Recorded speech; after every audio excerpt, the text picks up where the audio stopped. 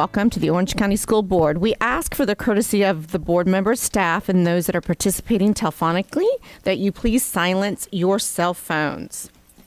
Good evening and welcome to the Orange County Board's regularly meeting scheduled for Tuesday, December 12th, 2023. Thank you so much for being with us tonight. Board members are in attendance. Chair Jacobs could not be with us today. As a reminder, board members will not be engaging in outside electronic or digital communication during the meeting, so we can focus on the matters immediately before us. To my fellow board members, district staff, and members of the public, when speaking, please make sure your microphone is turned on and speak directly into it so our YouTube and Orange TV viewers can hear you clearly. Again, thank you so much for participating in or attending tonight's meeting.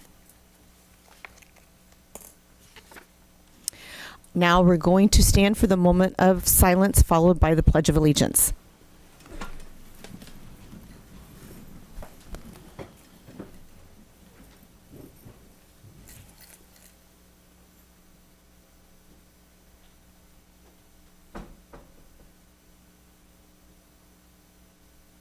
Now for the pledge. I pledge allegiance to the flag of the United States of America and to the republic for which it stands, one nation, under God, indivisible, with liberty and justice for all.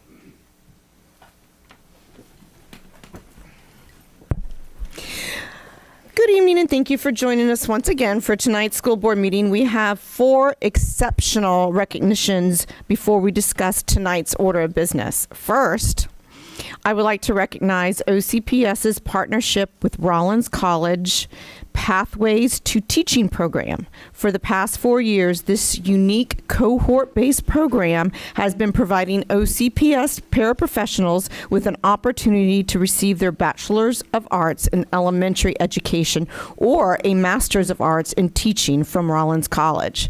Tonight, we're recognizing the 3rd cohort of students who recently completed the Pathways to Teaching program. Rob Bixler, our Chief of Staff, can you tell us more about this wonderful program that's making teaching dreams come true? Thank you, Vice Chair Gallo. I'd be happy to. Tonight, I am excited to celebrate the 3rd cohort of students who have graduated from the Rollins College Pathways to Teaching program. To the graduates, you have worked so hard to meet your goals and become OCPS teachers. You have also balanced working full-time at OCPS, taking college courses at night, participating in group projects, and studying during the weekend. You persevered, and we're all proud of your success. The Pathways to Teaching program helps our paraprofessionals advance their careers by giving them the opportunity to earn an elementary and education degree. The program also helps OCPS as we work to address the statewide teacher shortage. The state-approved curriculum prepares graduates for Florida teacher certification by providing high-quality instruction and offering small class sizes. As paraprofessionals, you have an invaluable front row seat to observe and participate in effective teaching. You manage behaviors, help set classroom expectations, and assist students one-on-one. With your combination of classroom experience and coursework and education, you will hit the ground running as teachers. That's because you know exactly what effective classroom instruction looks like. I encourage you, well, let me go back just a little bit. When we had dinner Saturday, several of you mentioned the email that sparked your interest that you got from the district to do this. So I encourage you, as you find yourselves in new roles or new schools, to look out for paraprofessionals who may want to follow a similar path. I look forward to returning in 2024 with a new cohort and hope to see more of our dedicated paraprofessionals find ways to grow within OCPS. I'd also like to thank Rollins College for their partnership and support, along with Bonnie Toffoli, our Director of Talent Acquisition, and Kim Wood, Senior Administrator of Instructional Recruitment. Bonnie and Kim have made sure that our paraprofessionals have the tools they need to be successful during and after they complete the program. Let's learn more about Rollins College Pathway to Teaching program by watching this video, which features Cohort 1 graduate Maribel Doe, who is Cypress Creek High's intensive reading instructor.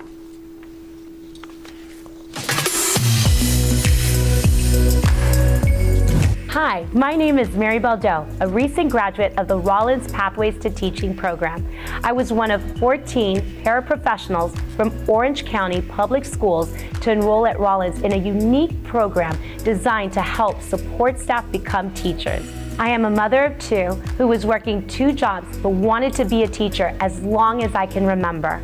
The ability to take classes in the evening made it as easy as possible. Rollins offers full and part-time options that give working professionals like me a chance to achieve our goals. This exciting partnership with OCPS provides the opportunity for support staff to pursue a bachelor's in elementary education or a Master of Arts in teaching and helps address the statewide teacher shortage. The Pathways to Teaching program offers several benefits for students who are working in a Title I school with a previously earned associate's degree from an accredited institution. These benefits include a computer and textbooks for each candidate during the program and a substitute teacher covered by Title I during both internships if the candidate works in a Title I school. Candidates will also receive a $1,000 annual scholarship from Rollins. I can't believe that I'm standing in my very own classroom and making a difference in my community, and so can you. Rollins offers Florida Department of Education approved programs in elementary and secondary education at both the bachelor's and master's degree levels. Thanks to my education at Rollins, I have achieved my dream of being a teacher. That's a great story, and we hope all of our cohort grads will have their own success stories in the years to come. I would like to invite cohort 3 grad Ashley Nelson to the podium. Ashley is an exceptional student education program assistant at Killarney Elementary, which I might add is one of my favorite schools since I was principal there before. Ashley, can you say a few words about Rollins College teaching program to you?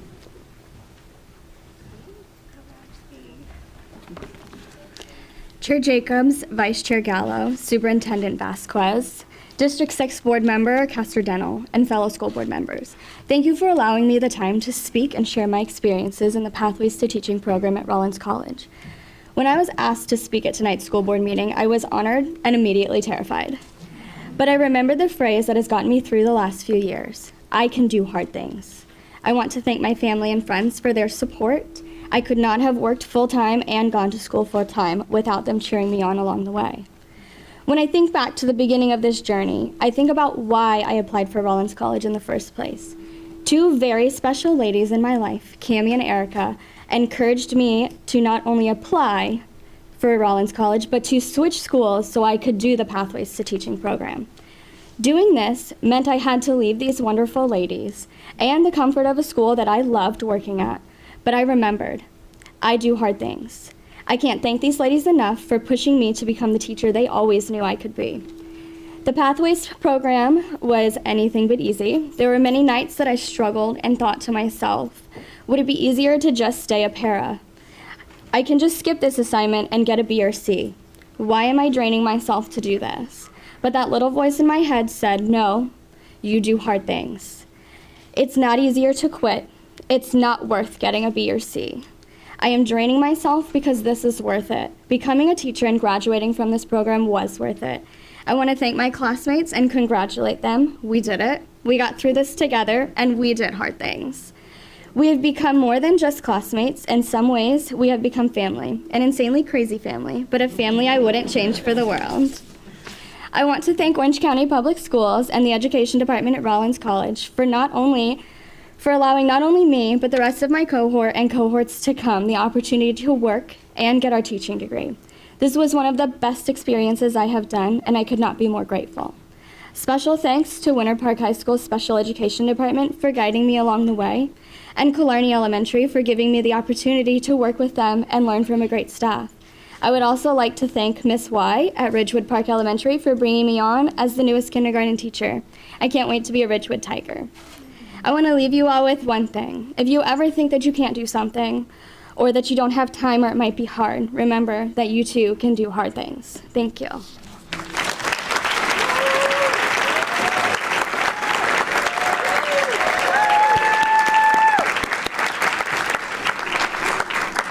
Thank you, Ashley. It's now my pleasure to welcome Rollins College's Vice President of Academic Affairs and Provost, Dr. Donald Davison, to the podium to briefly speak on the program and introduce our Cohort 3 members.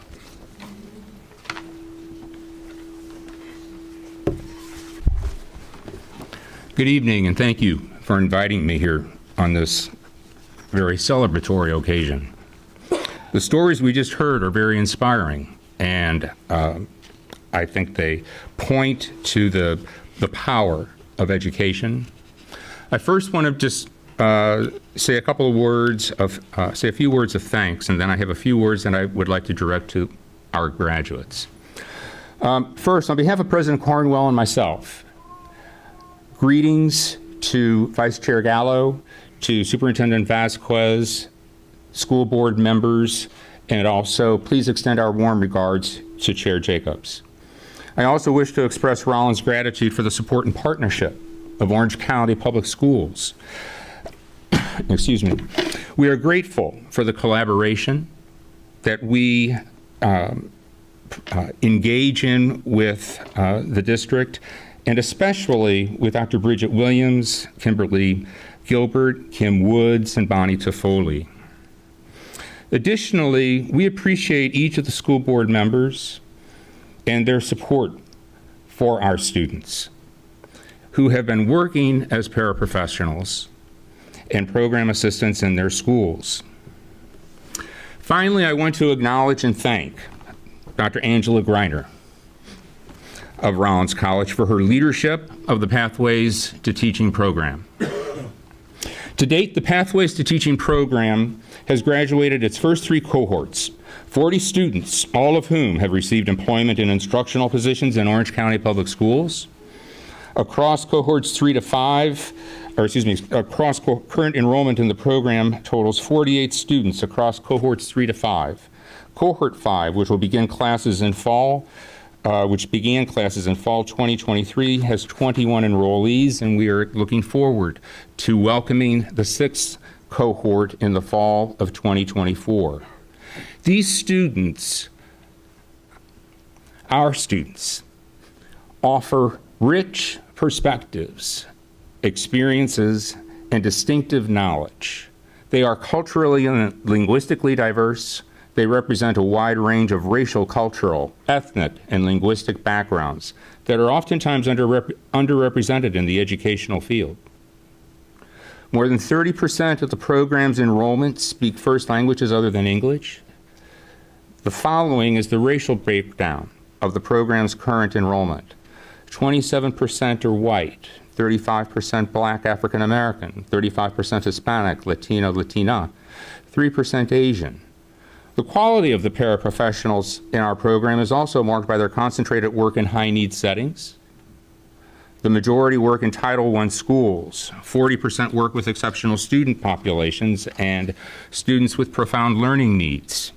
21 students and graduates are members of the International Society in Education, Kappa Delta Pi. And the majority of our program graduates are graduating with honors. We remain grateful for Orange County Public Schools' continued partnership, particularly with our students. Rollins College remains committed to students in this program. I wish to say a few words directly to our graduates. You have accomplished much, and now you are able to offer much to your students. Some of you might be first-generation college. You will be teaching students whose parents, many students whose parents are not college. My parents, wonderful people, were of modest means. I attended a very average high school and a very average elementary school. Mobility meant joining a labor union, becoming a police officer or a firefighter, all honorable and important jobs. I actually joined the Teamsters Union for 4 years. But a teacher in high school encouraged me to go to college, which was transformational. I was introduced to the world of ideas I had never heard of or thought about. I read literature, philosopher, and theologians who turned my ideas and simple assumptions upside down. My world became actually uncomfortable, and that is because diverse ideas are new, but at the same time, liberating and energizing. You are entering the teaching profession at a time of great challenge and need. Remember that you are joining a noble profession. You have our profound respect and gratitude. You have this ability to turn the world of your students upside down by encouraging them to think about ideas, exposing them to books and the empowerment provided by learning, and quite simply by reassuring them to continue to learn. You have the opportunity to transform your students' lives by encouraging them to continue to learn and teaching them how to think critically. Further, your experiences and backgrounds enables you to reach some of the most high need yet equally deserving students in our community. Some of your students will come from impoverished contexts. The first language for some will be other than English, and some will not have a consistent home address. I encourage you to share with your students your desire to learn that you've demonstrated through this program and the power of what they can achieve. I, along with President Cornwell, the deans, the faculty, and trustees of Rollins College, applaud and celebrate you and your accomplishments. I sincerely congratulate you. Thank you very much.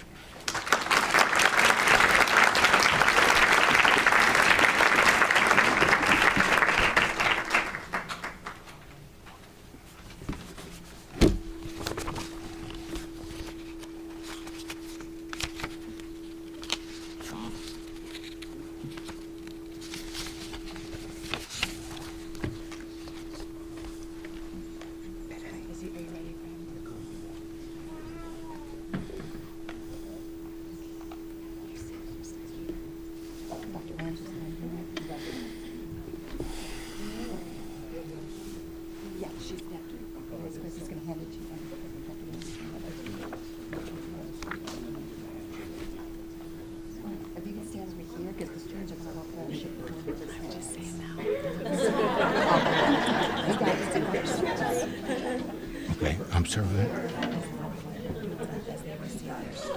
Oh, okay.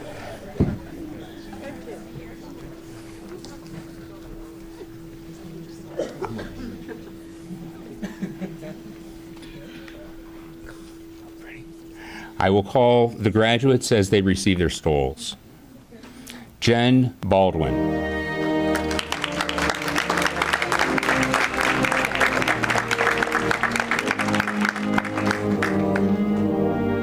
Jessica Fernandez.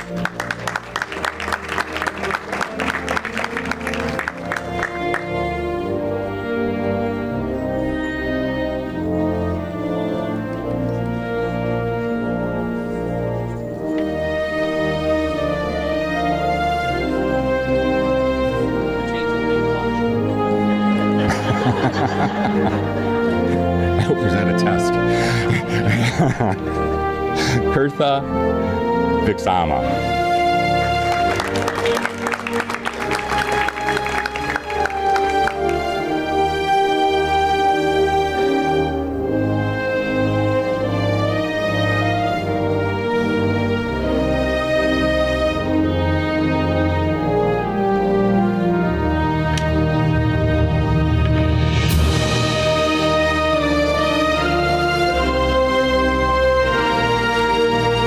Alma Martinez.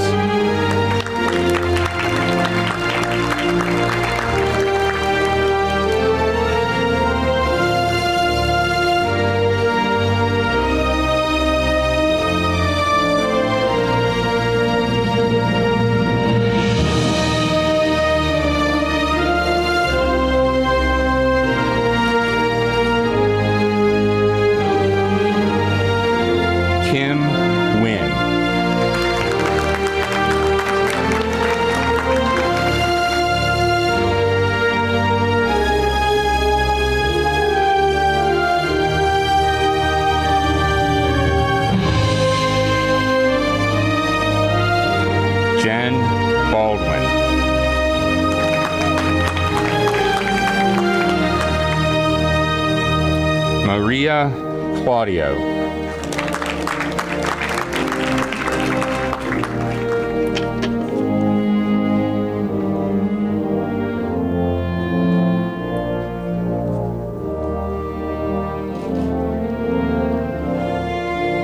Natalie Deller.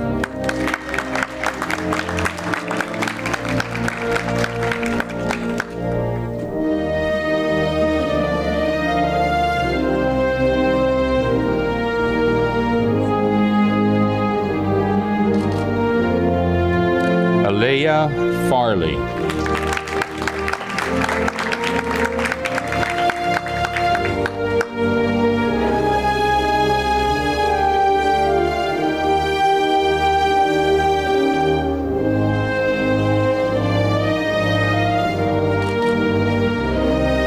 Bianca Gardone.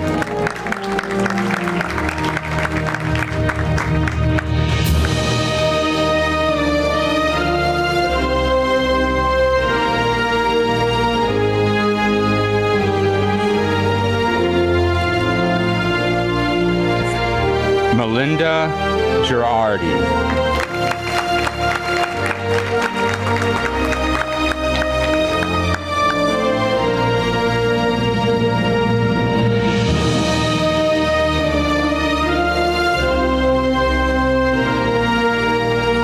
Megan Travis.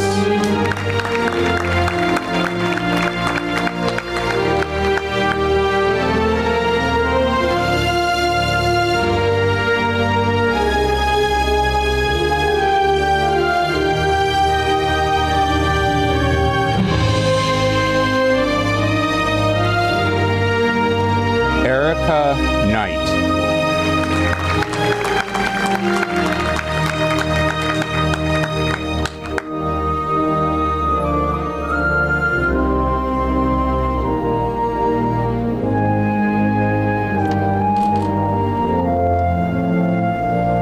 Charlotte Pagels.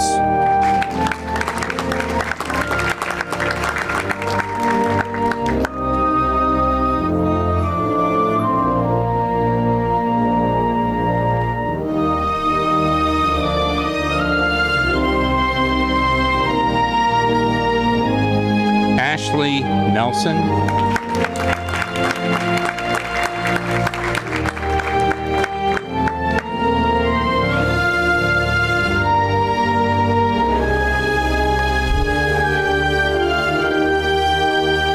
Ilka Richardson.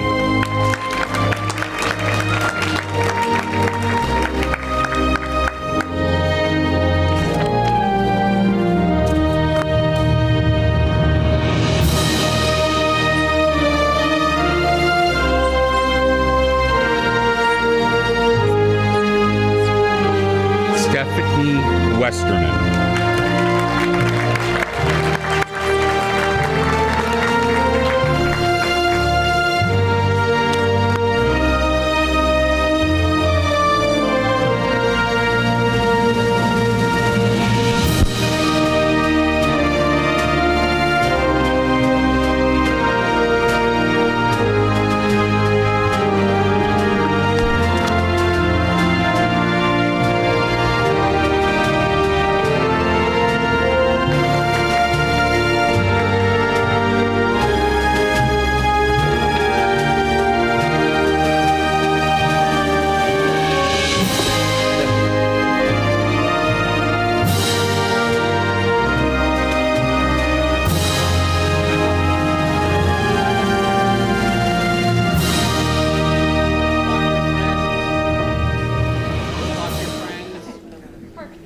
If you can't see over your friend, just slide down a little bit.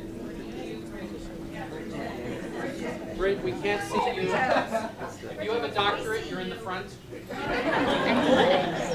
That's how it goes. Good, good. Look right toward me. Everybody look happy. Hold on for the cell phones. Good, good, good. Stay there. Hold on 1 second. Do that again. One more. Look amazing. Now a cell phone person. Go. Good. Now look over there. We got friends. We got people back here. And look a hearty wave. Thank you.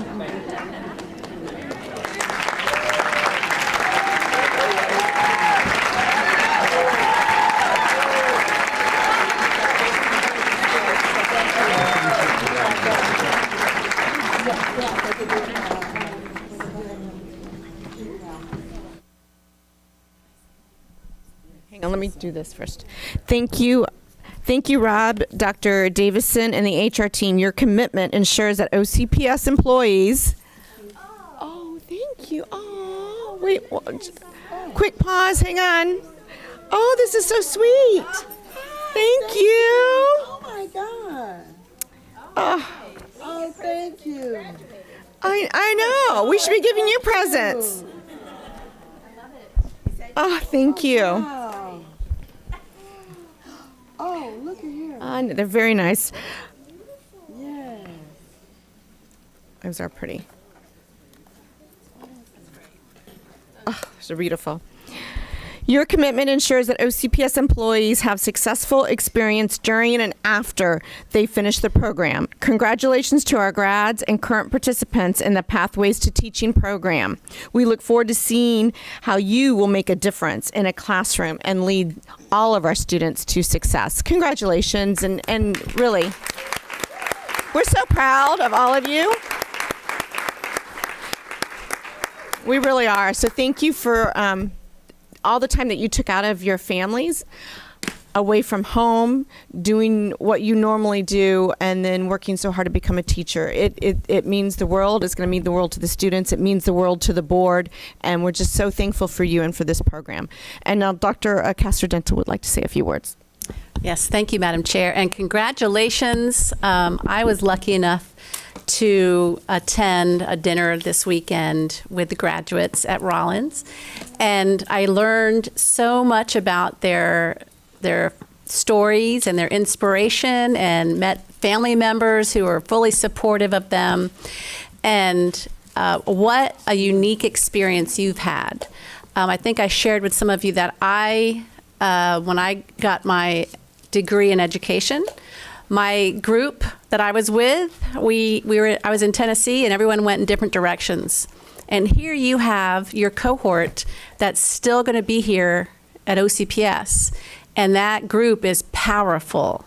And I'm glad to see that you all are so close, and you've got your group chats, and you're all going to join the teachers union. Mm-hmm. And but this is such a win-win-win for everybody.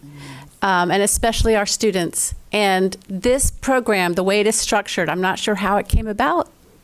Bridget Williams, I think you have found a formula that so many colleges of education are looking for at a time when our colleges of education are closing, or the colleges are becoming a smaller department, or they just offer some classes in education now.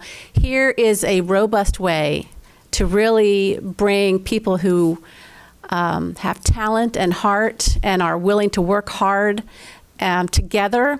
And I just think this is amazing. So thank you, Rollins, for all you've done. All the professors, adjuncts, everybody who's there. And I want to implore the graduates one more time to maintain your Tuesdays and Thursday evenings as your own. Do not fill it up with work after hours.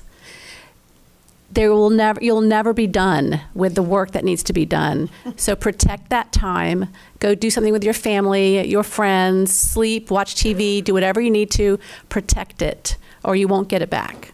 But thank you so much, and I look forward to seeing you all out in the schools. Congratulations.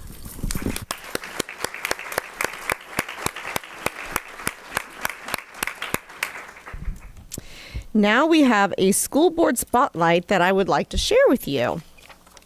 Each month, a school board member honors an exceptional employee in their district. These employees have shown great dedication and contributed to the success of our students in major ways. We are grateful for every one of our hardworking staff members, and this is one more way we are pleased to honor them. I'd like to invite Member Gould, who represents District 4, to tell us about the OCPS staff member she has selected for her school board spotlight. Thank you, Chair. I appreciate that. It's very exciting to be welcoming brand new, you're not really new educators because many of you have been in our system, but going to a whole new level to also help me honor somebody who's been on this path for a long time and impacted many, many students, including a couple of my own who were in his purview many, many years ago. And I can say before I was a school board member and after I was a school board member, he put up with me. So that was a really good thing. But it's my pleasure to recognize Olympia's lead school counselor, August Parati, who has worked, yes.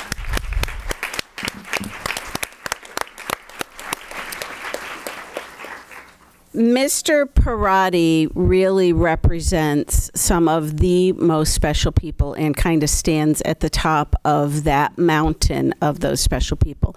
They are the ones who day in and day out help the kids who are stressing about where they're going in the future and the kids who might not quite know where they want to go in the future and help them along that path. I have personally had the privilege of witnessing him help, encourage, support, and provide academic and life counseling to many, many students. His main goal has always been to have students who really understand what career paths are open to them and the ability and the steps to pursue it. He has influenced, supported, encouraged, and really inspired many valedictorians, salutatorians, a lot of the Apex students that will now be Cambridge, I guess, going forward. Numerous super scholars have benefited from his guidance.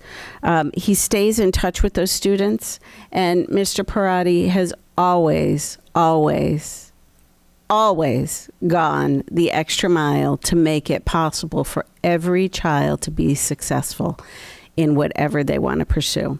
So congratulations, Mr. Parati, for empowering and ensuring Olympia students have a career path and a positive future no matter what they decide to do. And I have a couple of small items I'd like to present to you.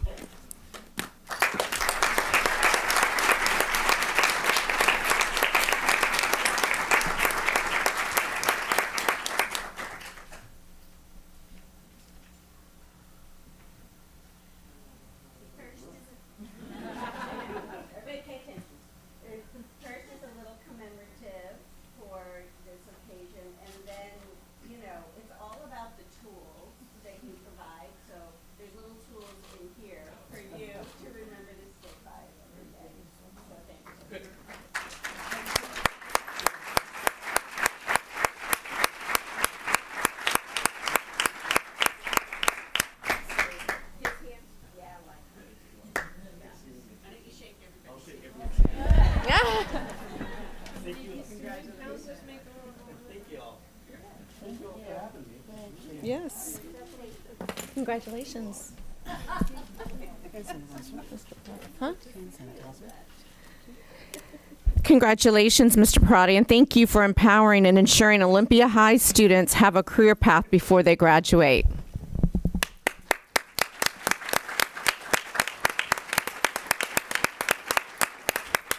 Did we get a picture? Yes, Frank got it. Okay. Awesome. Next, I would like to acknowledge 5 OCPS media specialists who have gone the distance at their elementary and middle schools. They all received the 2023 Florida Power Library School Award at the Florida Association for Media and Education Conference in November. The Florida Power Library Schools program recognizes exceptional school library programs in the Sunshine State. Media specialists are crucial at our schools and make learning more engaging and enjoyable for our students. I am proud of these 5 women for receiving an award for developing outstanding library programs that are fully integrated into their school's curriculum. As part of the awards selection process, their programs were measured in 6 areas: instruction, curriculum and assessment support, resource management, program administration, environment, and advocacy. The award is sponsored by the Florida Association of Supervisors of Media in partnership with the Office of Library and Media Services within the Florida Department of Education. Congratulations, Killarney, Sally Ride, and Weingard Elementary Schools, and Meadow Woods and Roberto Clemente Middle Schools. You have joined an elite group that includes only 6 other OCPS schools that have received this prestigious distinction in the past. I'd now like to invite Instructional Technology and Library Media Director Allison Kibbe to tell us more about our media specialists. Good evening, Vice Chair Gallo, school board members, and Dr. Vasquez. It's nice to see you for something fun, not such a stressful school board policy writing session. So we are really thrilled to be here with you this evening, celebrating the very well-deserved recognition of these outstanding media specialists. Around this time last year, each media specialist with us here today submitted their intent to partake in the Florida Powered Library School application process, which takes months to go through and requires the completion of stakeholder surveys, developing an evidence-rich portfolio, reflecting on their professional practice, and interviews with evaluators. To help you get a better sense of what makes these media specialists and their media center programs so outstanding, I'd like to just take a few moments to highlight just one component of each media specialist portfolio, and it was very difficult to choose just one for each of them. Mrs. Daniels at Sally Ride Elementary School sets the bar high for what the partnership between classroom teachers and media specialists could and should look like by attending weekly planning meetings to see how she can support teachers as they teach reading and inquiry in all content areas. Mrs. Koziara at Weingard Elementary School creates memorable experiences for her students through book tastings. She turns the Media Center into an Italian restaurant and allows students to sample different genres to expand their palette and share their reflections using technology. Mrs. Gutch at Killarney Elementary School involves teachers and staff members in the Media Center through a book recommendation display. Teachers and staff members select books they love to read. They place a special bookmark with their face on it in the book, and then they add it to the display. The display helps students see that everyone at Killarney is a reader. Mrs. LeBron Fonalosa at Roberto Clemente Middle School ensures that the Media Center is accessible to all students by pushing into ESC and ESOL classes. She not only teaches students how to use the Media Center's many resources, but most importantly, helps students find the book for them, turning reluctant readers into readers. And finally, Mrs. Gensler at Meadowwoods Middle School implemented the One Book, One Tribe program to support literacy and promote reading across the content areas. This school-wide novel study involved all students reading the book Concealed by Christina Diaz-Gonzalez and featured guest readers, including school board members and Superintendent Vasquez. The event culminated in an author visit where each student received a signed copy by the author. And this is just a glimpse into the amazing work that our media specialists do daily to ensure that students have a promising and successful future. And if any of you ever need some joy in your life, I assure you that you can find it in their media centers. And to our principals that are here this evening, thank you for empowering your media specialists and trusting them to foster a love of reading and learning in your students. And to our media specialists, congratulations and thank you for all you do. We are so proud of you.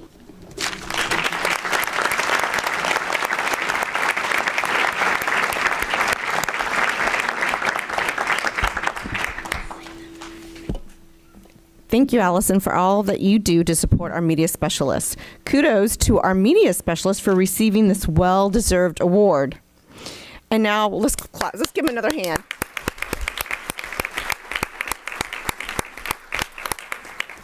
Now we would like to invite the media specialists up front for a picture, please. Don't be shy. Here we go.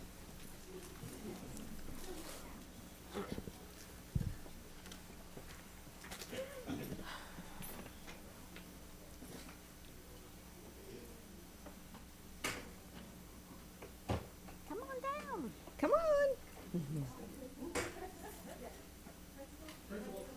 Yes. Great job, guys. Great job. Yeah. Thank you for all that you do. So clever. So clever. They're coming.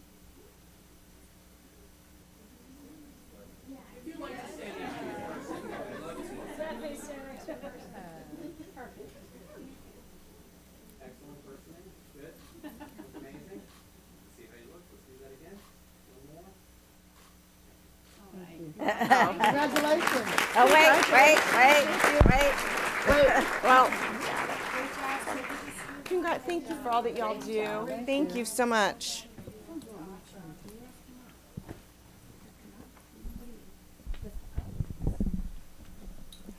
Member Front, you're recognized. Thank you. I just want to say congratulations. I know this really is such a task to get this award, and so very, very proud of each of you. I'm so excited. I absolutely love reading, and I know I'm always stickler on looking through our libraries and whatnot, but I want to make sure that kids are getting awesome books and books where they can just come alive and get into an adventure. And I love that you are helping our students.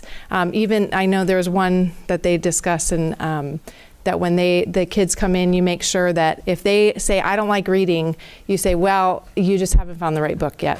And so I love that. Thank you so much for what you're doing. I know Sally Ride, Weingard, and Meadowwood Middle are my schools in District 3. So proud of you. I've been in those schools, seen what you're doing. It really and truly is above and beyond. So great job. Great job. Thank you so much.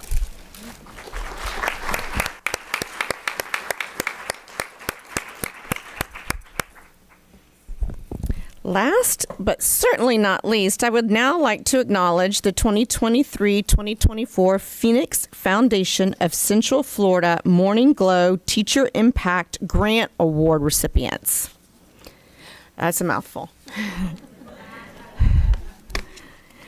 The organization collaborates with the Foundation for Orange County Public Schools and provides performing arts impact grants to OCPS teachers so they can purchase equipment, materials, and supply and repair broken equipment. This year, the Phoenix Foundation of Central Florida provided our foundation with a $150,000 grant that will benefit 16 teachers. I would like to invite the Phoenix Foundation of Central Florida's social media manager, Abigail Lafitte, to tell us more about the grant and this year's recipients. Hi, thank you. The Phoenix Foundation started in 2012 with student scholarships, helping students who were pursuing a degree in performing arts, students who were members of the LGBTQ+ community, and students who had lost one or both of their parents. In 2018, we were able to expand to start these Morning Glow teacher grants. Specifically, we were working with performing arts teachers in Brevard County. This is our first year working with OCPS, and we are so happy to be here. We'd specifically like to thank Scott Evans for helping us feel so welcomed. We want to thank the Foundation for OCPS. You guys have been absolutely wonderful to work with, and it is because of you that we've been able to honor these teachers and award them for their hard work. We will be here through 2024 calendar year, so reapply, tell your friends to apply. We want to continue to be able to fund you. Our founder likes to say that we have the easy job. We get to just write the checks. You guys do the hard work of impacting students every single day and helping to change lives. So we are so thankful that we get to do what we do because you guys do the hard work. So thank you.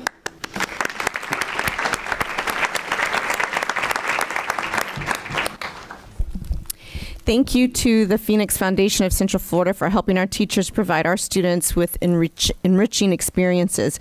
Congratulations to our performing arts teachers for receiving the Morning Glow Teacher Impact Grant Award and helping our students bring the arts to life on stage. We so appreciate you and your partnership with Orange County Public Schools. It's so appreciated. Is Mr. Evans, is he here? It's not there. Stand up and wave. Yeah.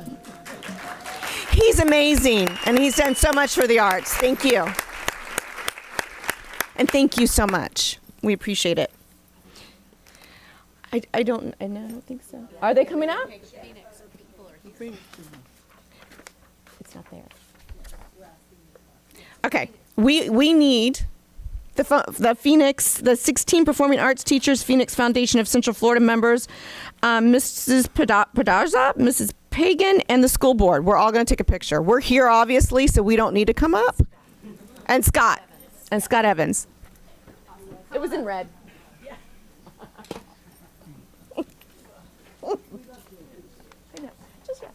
It's in red. Yeah, it's in red. Oh, you did ones from it's in red.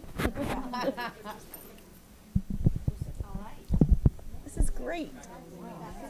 Did we announce? I think we would all.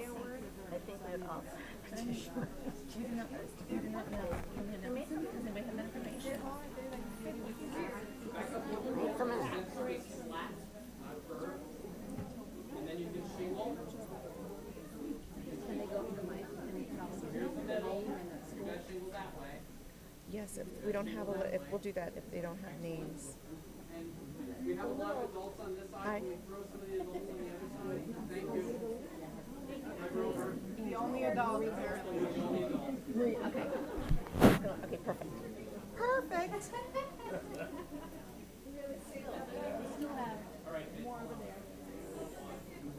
Yeah, it's a little top heavy over there. Congratulations. All right, you're distracting him. He's got to look at the picture. Good, good. Look up and look happy. Stay there. Look up and look happy again. Hold on. And my younger sister wants to take a photo.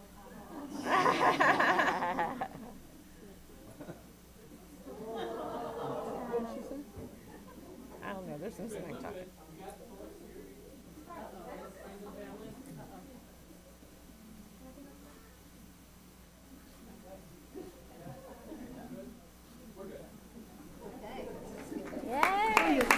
Congratulations! Awesome! Thank you. Dr. Vasquez, you're recognized. So I'd like to actually name the school so we can recognize, who was receiving the award. We have Arbor Ridge K-8 School, Rebecca Jernigan and Susan Watford. Bridgewater Middle School, we have Daniel Cortolillo. I'm sorry if I mispronounced your name, Daniel. From Colonial High School, we have Amy Havrlesko. From Freedom High School, we have Suzanne Vaskic. From Hiawassee Elementary School, Megan McAleer. From Lake Como School, Christine Cowell. From Legacy Middle School, Jasmine Henry.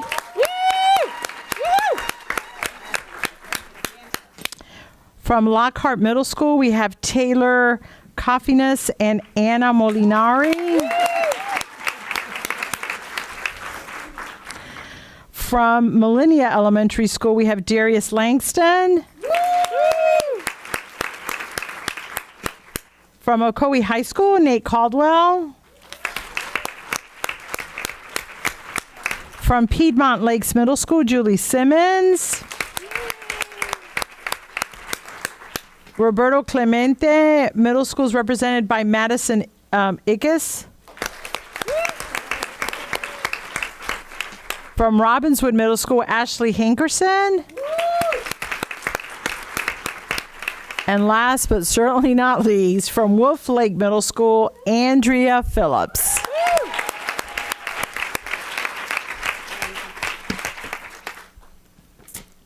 Member Gould, you're recognized. I can never let a moment where we're highlighting the importance of arts go by.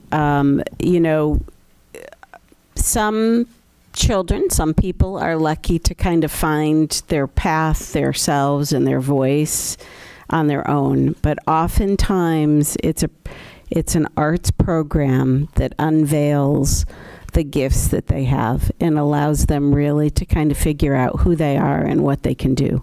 So thank you to the Phoenix Foundation, and thank you to all of you amazing arts teachers who work so well within your schools and with your colleagues to make your programs fly. Congratulations.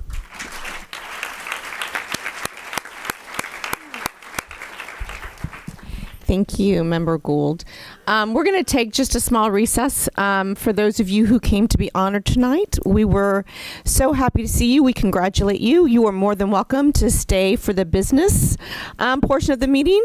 If not, you are free to leave and have the rest of your evening back. Congratulations again, and thank you so much for coming out to Orange County Public Schools. Soon.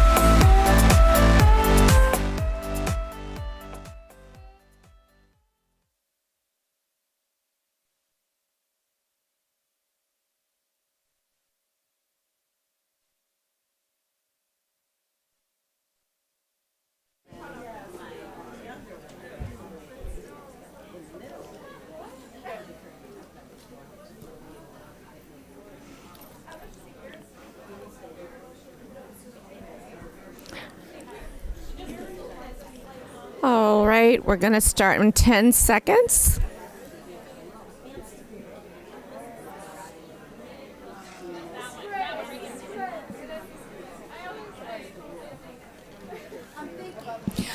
All right, welcome back. Welcome back to the Orange County Public Schools regularly scheduled board meeting. Dr. Vasquez, do we have any newly appointed administrators to present tonight? Oh, yes, we do, Madam Chair. We have two newly appointed administrators, and I think this is the first time where we have had two from the very same school at the same evening, and so we are so excited. First, I would like to congratulate Mr. John Miller, who is the new principal at Meadowbrook Middle.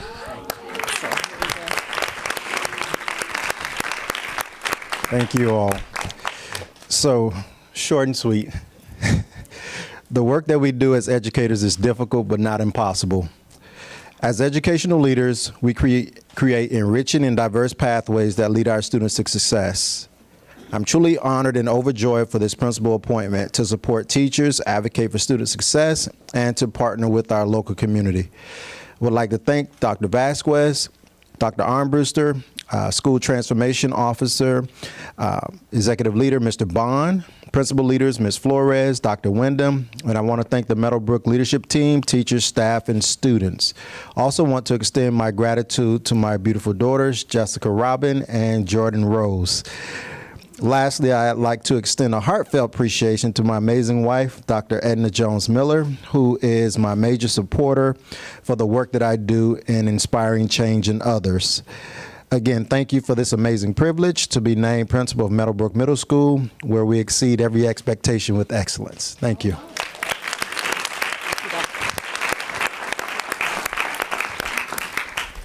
And I am happy to announce that Pamela Tarpley is the new assistant principal at Meadowbrook Middle. Legacy is not what I did for myself. It is what I'm doing for the next generation.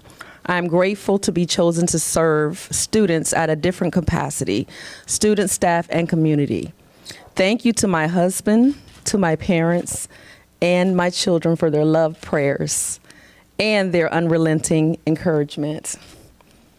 To the board members, I am grateful for your appointment to this position of assistant principal. Thank you to Executive Leader Mr. Bond, Principal Leader Ms. Flores, and Dr. Wyndham for your ongoing support. Mr. John Miller, thank you for being a phenomenal school leader and a boss. I would like to mention a few of my past mentor principals, Sandra Pipkin, Lakeisha Miller, Kanisha Williams, and Tamara Baker Drayton, who I'm grateful for their friendship and mentorship. Thank you for entrusting me to promote a legacy of excellence.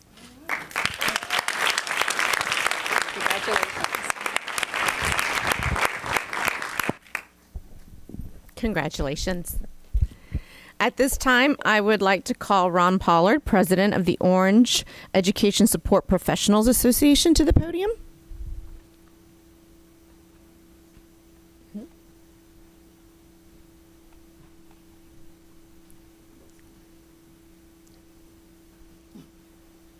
All right. Tell me, what am I doing here? Oh, well, this is your opportunity to speak before the board. Oh, okay. If you if you have something that you would like us to know. Yes.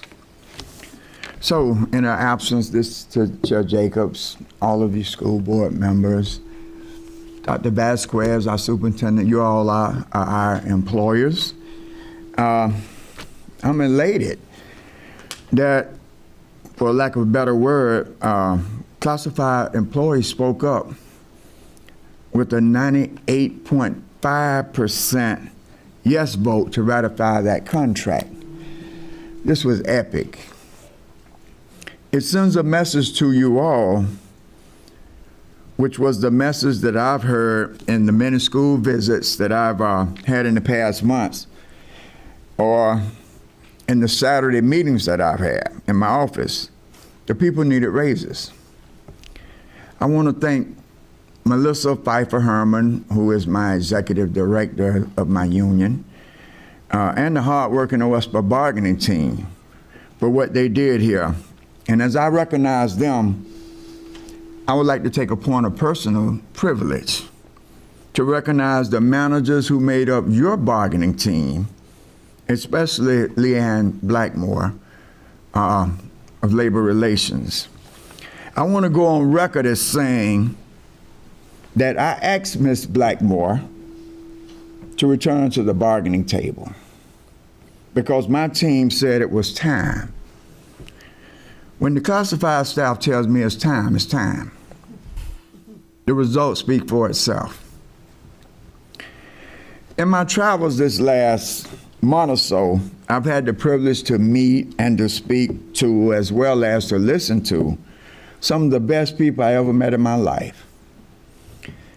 What they do for the children, the students of OCPS schools is phenomenal, whether they are union members or not. I truly respect each and every one of you all. Thank you for supporting me as the president of your union. Thank you.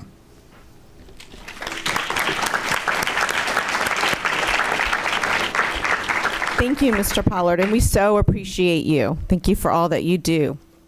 I should have mentioned that this is the District Association and Council reports.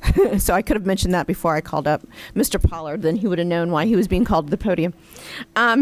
Next, I would like to call Clinton McCracken, President of the Orange County Classroom Teachers Association, to the podium.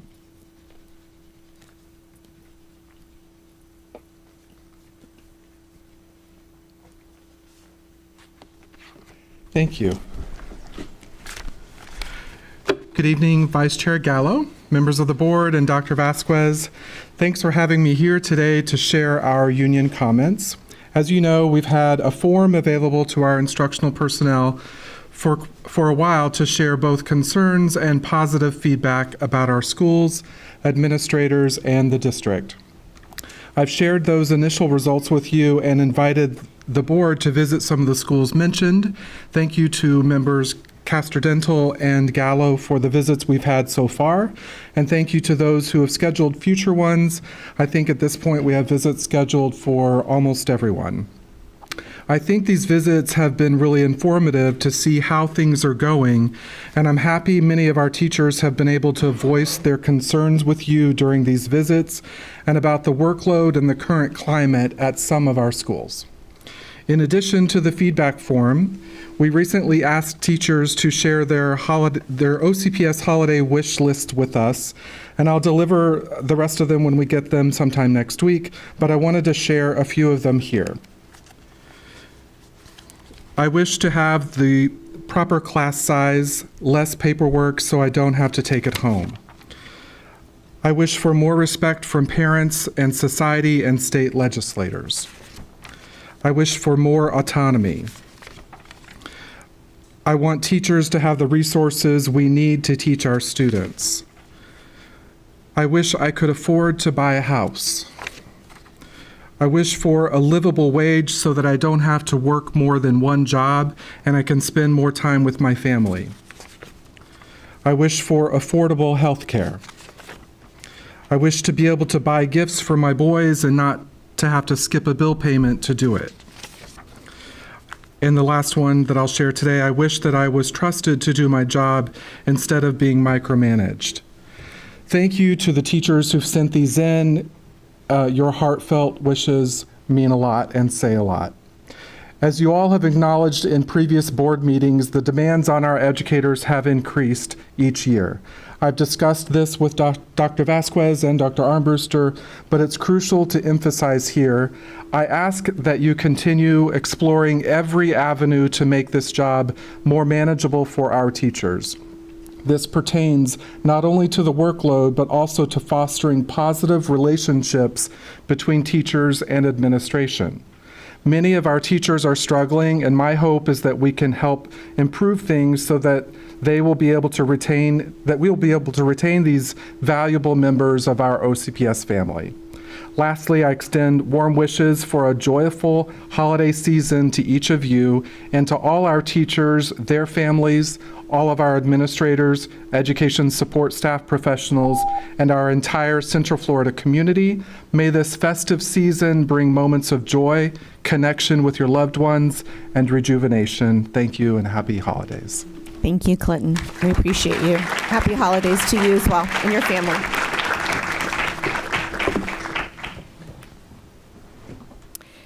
Next, I would like to call Nate Hay, President of the Orange County Association of School Administrators, to the podium. Welcome. Thank you.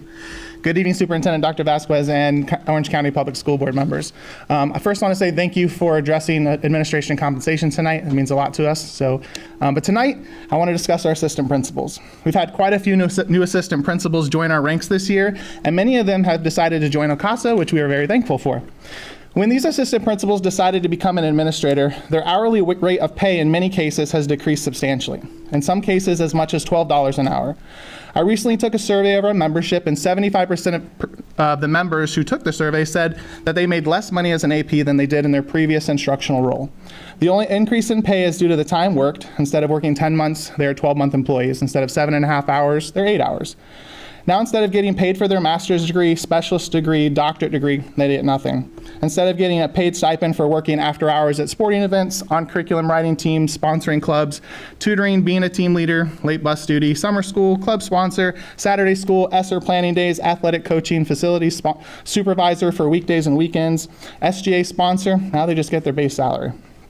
Is this fair? We're able to pay instructional staff members these additional paid opportunities. Why are administrators excluded?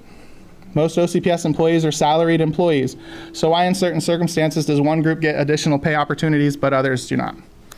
As a leader, I want to provide my students with as many opportunities as possible so they can grow and develop into successful citizens and have a promising future. At times, the obstacle is who's willing to stay. My teachers are tired and my classified staff would have to volunteer their time. So who takes on those extra responsibilities? Assistant principals and principals. They take the time away from their family to meet the needs of the students they serve time and time again. And this takes a toll over time, causing some to leave the profession, and we have enough vacancies. When surveying our membership, I asked on average, how many hours a week do you work? 9% of members said 40 to 50 hours per week. 45% said 51 to 60 hours per week. 30 said 61 to 70 hours a week. That leaves 16% working over 71 hours per week. We only get paid for working 40 hours. So why not allow administrators to get the same type of stipends when they are working past the 40 hours, or when they go above and beyond by opening schools up on Saturday for facility rentals like churches, staying till midnight for sporting events, and so much more. If the money is there for salaried instructional staff, which are a much greater number than administrators, then it should also be there for administrators who have families to feed as well. The saying is you don't get into education for the money. The question I have is why not? Why is that acceptable? We have the most important job there is, and it's important to advocate for what our occupation deserves. Respect and a pay scale that shows that we matter. I became a teacher and an administrator to make a difference, but the job is not the same job that I signed up for 20 years ago. It's changed drastically in just the last 5 years. Teachers and administrators are leaving because it has become too much. I don't have time to share the comments of administrators throughout our district, but the matter of compensation shows the value we see in the position. We love what we do, but it takes a toll. This is a job, and expectations or requirements continue to rise, but so should the compensation for the time that we spend doing what is best for our family, for our students and staff. Thank you for your time. Thank you.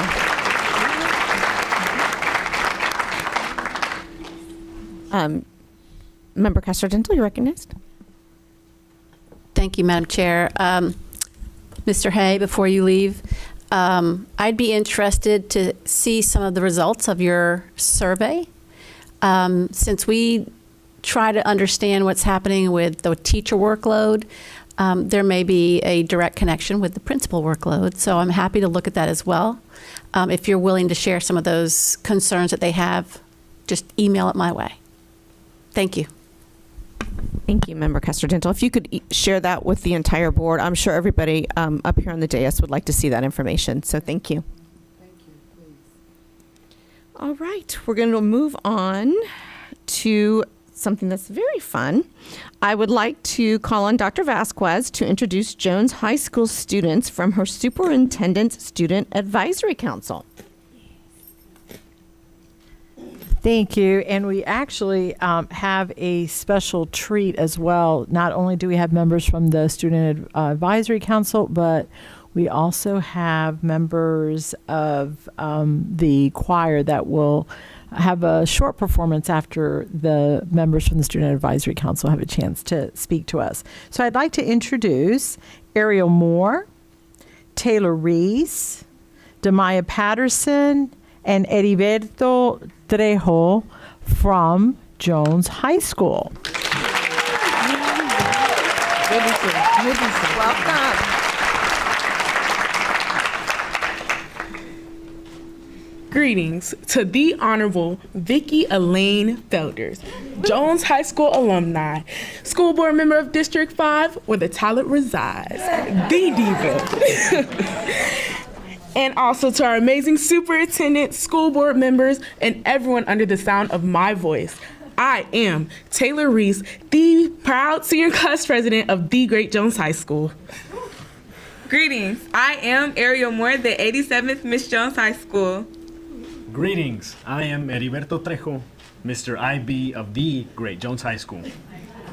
Greetings, I am Demaya Patterson, the junior class treasurer at the Great Jones High School. And we,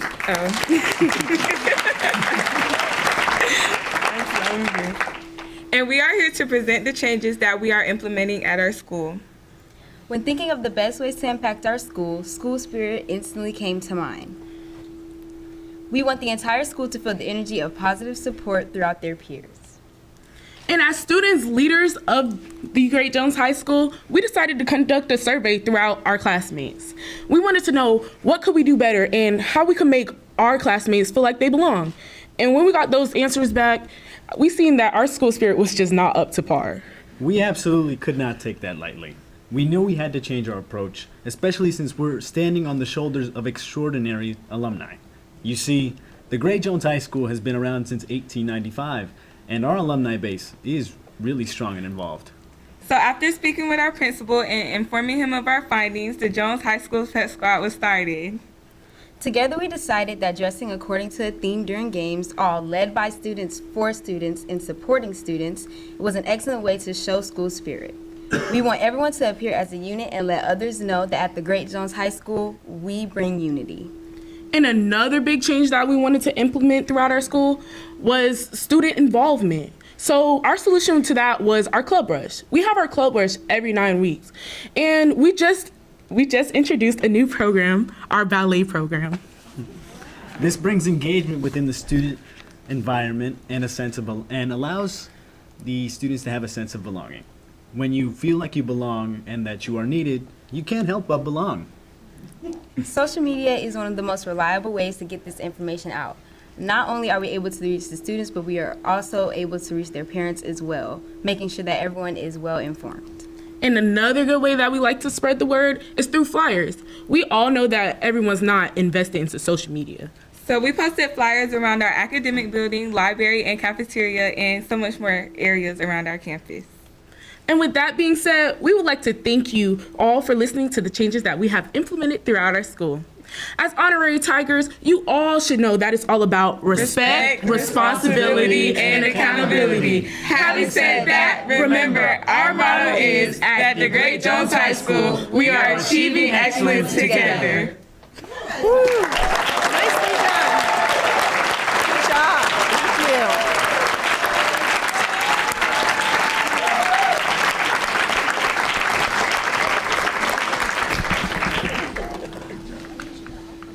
That's fabulous. Come on. I know, I'm excited. As the choir's coming up, I'd like to let you know who is here performing with us. We have Gary Curry Jr., Kiana Smith, DeQuavian Austin, Alaya Watson, Yulia Street, Alana Lalane, Rihanna Johnson, Jaya Woodward, Yanta Myers, and Tayshawn Tillman.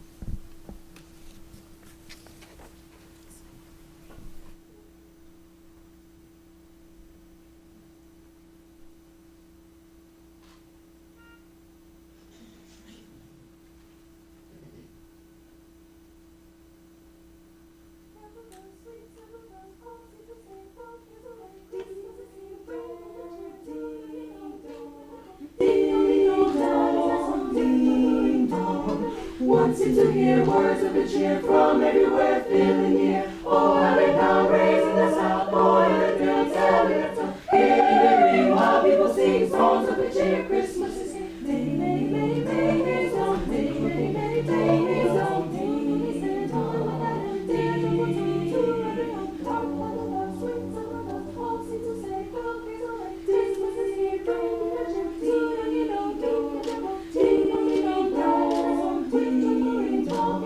Wants you to hear words of the cheer from everywhere, feeling near. Oh,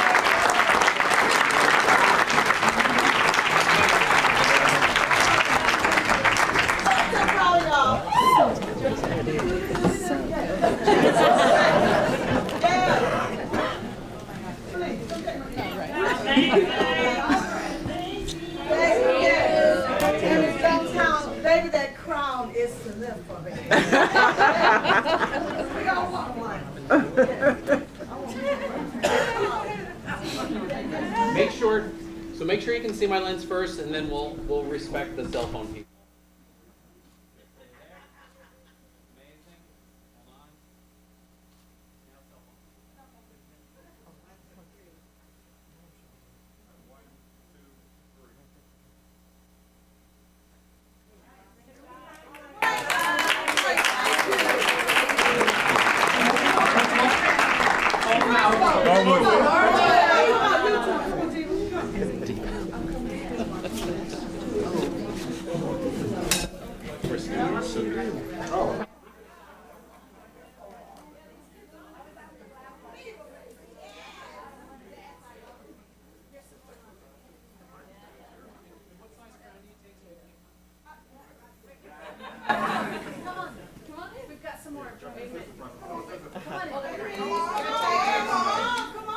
You guys can be in the back. You're not gonna. We want to make sure we see him. Anybody else? That's it. All right, good. Look up at the lens. Big smile. Hold on. Let's do that again. Look happy. Thank you.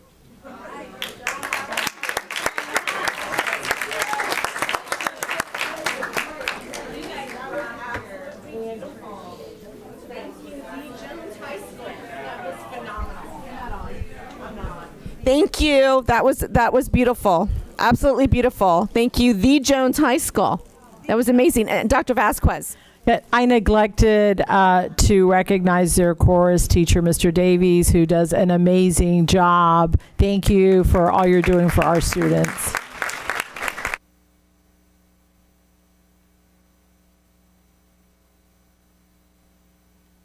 Thank you. That was a great way to kick off the holidays. We have some proclamations this evening. However, one of our first proclamation is we're declaring January 2024 as National Human Trafficking Prevention Month in Orange County Public Schools. We're actually waiting on our speaker to arrive to read the proclamation, so we're going to push that down till she gets here. So our next proclamation is proclaim National Mentoring Month in Orange County Public Schools. And then next we have a strategic plan update, career and technical education update. So I would like to invite Miss Grant to the podium. Welcome. Thank you. Dr. Vasquez? If I had known I was coming behind Jones, I would have called in sick. So good afternoon, school board, vice chair, school board members, Dr. Vasquez, and Dr. Armbruster. I am grateful for the opportunity to serve as executive leader for career and technical education, and I appreciate this opportunity to give you a career and technical education update. What would help if I turn on the thing?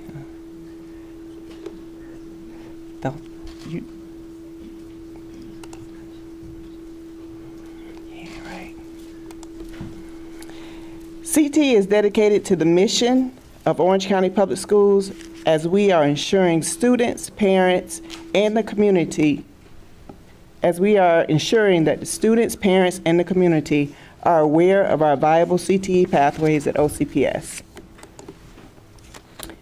As a part of Dr. Vasquez's reimagining initiatives, in the next 5 years, we will focus on increasing student enrollment and industry certification attainment. We will strengthen collaboration amongst all stakeholders and enhance business involvement and advisory committees. With the support of industry and all stakeholders, we will expand work-based learning, increase student engagement, and increase career awareness. This slide reflects CTE enrollment for the past 5 years.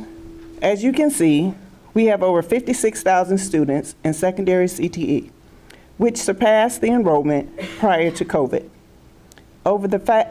And over 5,000 students in CTE dual enrollment, which again surpassed the enrollment prior to COVID. Our adult education enrollment is not quite where it was prior to COVID, and our adult general enrollment is well below where we were prior to COVID. The unemployment rate is low, and we see the trend of when unemployment is low, our adult enrollment is low. We are continuing to expand our reach into the community by providing AGE.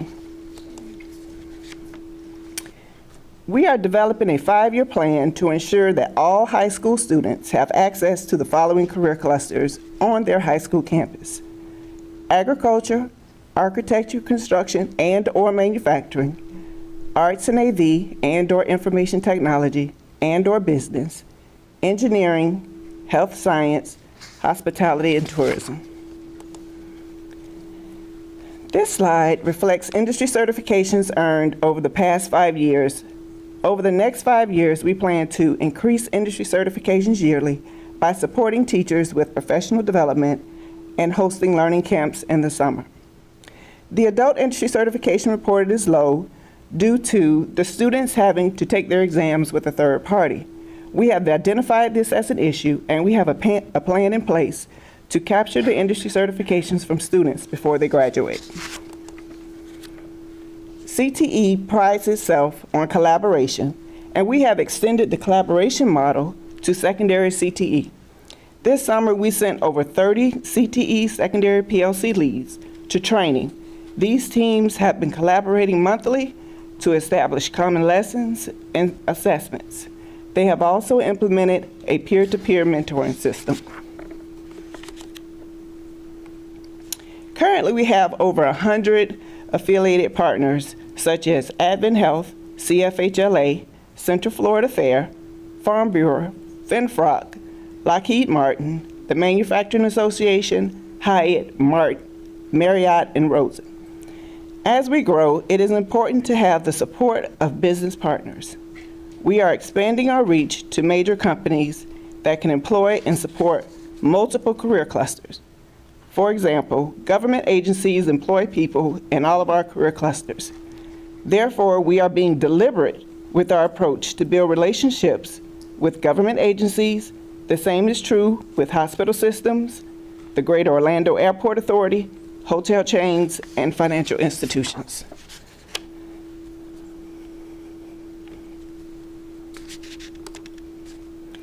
Orange County government and CareerSource has been excellent partners through both of these organizations. We were able to provide over 500 students with some type of work-based learning experience. Some examples are internships, CTE learning camps, and Wednesday Career Express programs. By increasing our partnerships, we will be able to expand our work-based learning programs. Agriculture is our shining model, as we have a plethora of student engagement activities through FFA. Some engagement activities are the State and Central Florida Fair competitions, the FFA Capital Day, and the Premier Agriculture Career Experience.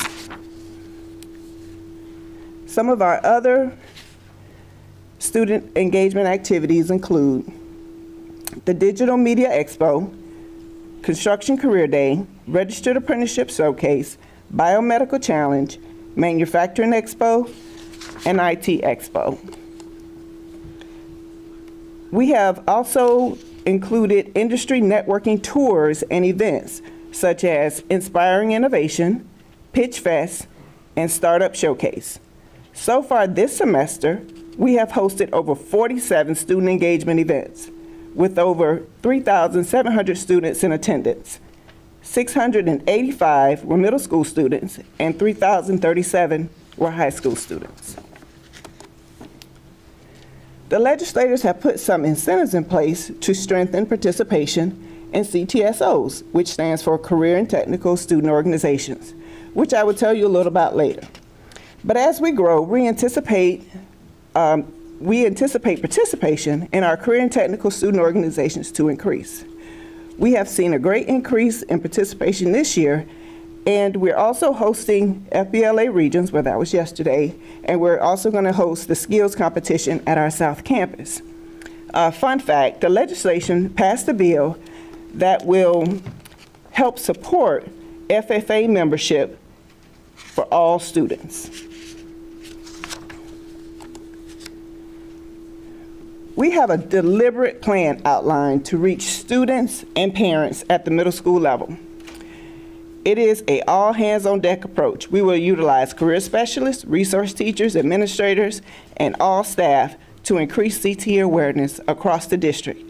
In addition, we are conducting a comprehensive program alignment of CTE programs from middle school to high school transition. That's it for the update, but I'd like to share some legislative changes. I'm excited that the FTE weighted was increased from 0.988 to 1.072 for high school career and technical courses. We will also receive an additional 0.08 FTE weighted for career dual enrollment courses where students earn an A. We will also receive an additional FTE of 0.3 for students completing at least 3 courses and an industry certification in a single CTE program. Hence the reason it is important for us to encourage and support the retention of students in CTE programs. We are excited that the 9 through 12 CTE courses will meet the practical arts requirement. In addition, students will earn credit for participating in career and technical organizations, the ones on slide 13. Although we have hosted career fairs in the past, it is now required that we host annual career fairs for juniors and seniors. And CTE is working with Student Services and will host the career fairs at each of its tech campuses in the spring.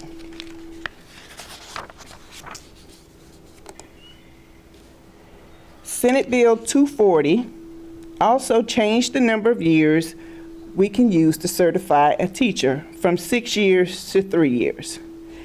This will allow us to employ welders after they have 3 years of experience instead of them having to have a bachelor's degree. This bill will also allow us to give teachers professional learning points for participating in student and career technical activities. And now I'd like to give you an update on our buildings. So for our main campus, phase 1 is complete. Phase 2 is estimated to be complete in fall of 2024. I would like to also mention that the main campus is celebrating its 90th year anniversary.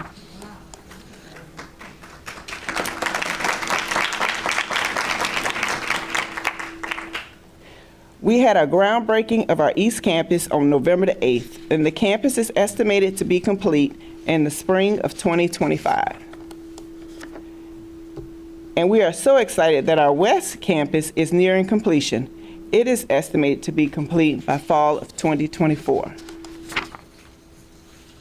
Currently, we are in the design phase for our new South Campus, which is estimated to be complete in fall of 2027.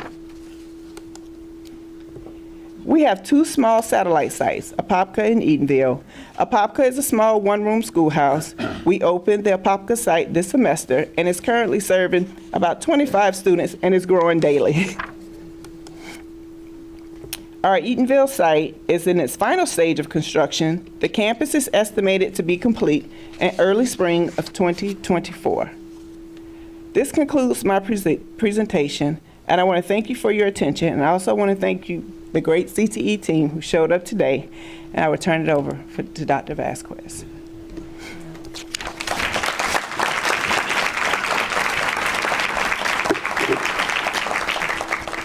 Thank you, Rosa. I do want to commend you, your leadership, and the incredible work that your team continues to do. The pandemic really set us back in some areas, but right now we can see how far we have come and how our students are benefiting from all of those different opportunities. I am just so excited to continue to see the growth and opportunities for our students. And so board members, we're ready for any questions or comments that you might have. Thank you, Dr. Vasquez. Member Gould.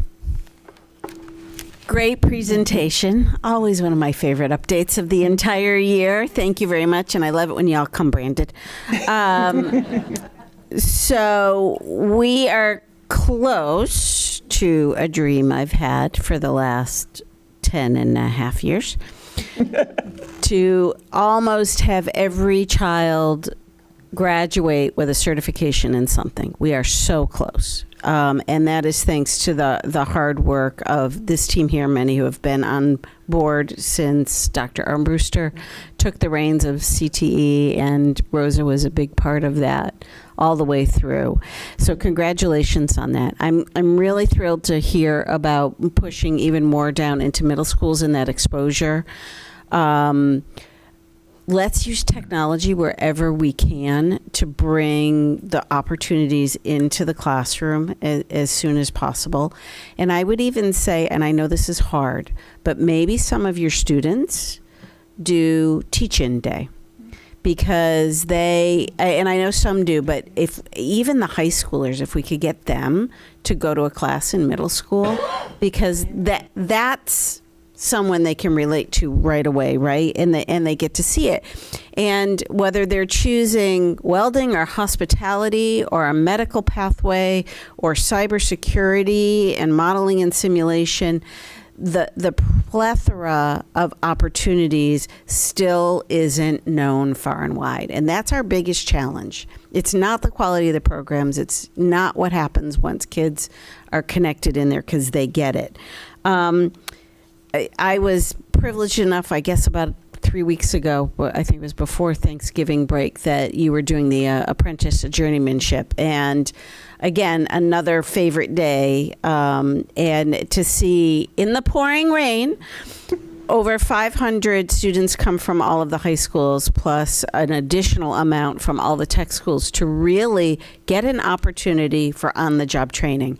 And it was so cool to hear these robust, very mature conversations about their career paths and what opportunities there are for them within each company. And they were drilling some of the companies. Like, if I come in this one, what are those opportunities that I'm going to have? I mean, they were really impressive. Not only the kids, but all the companies that were there.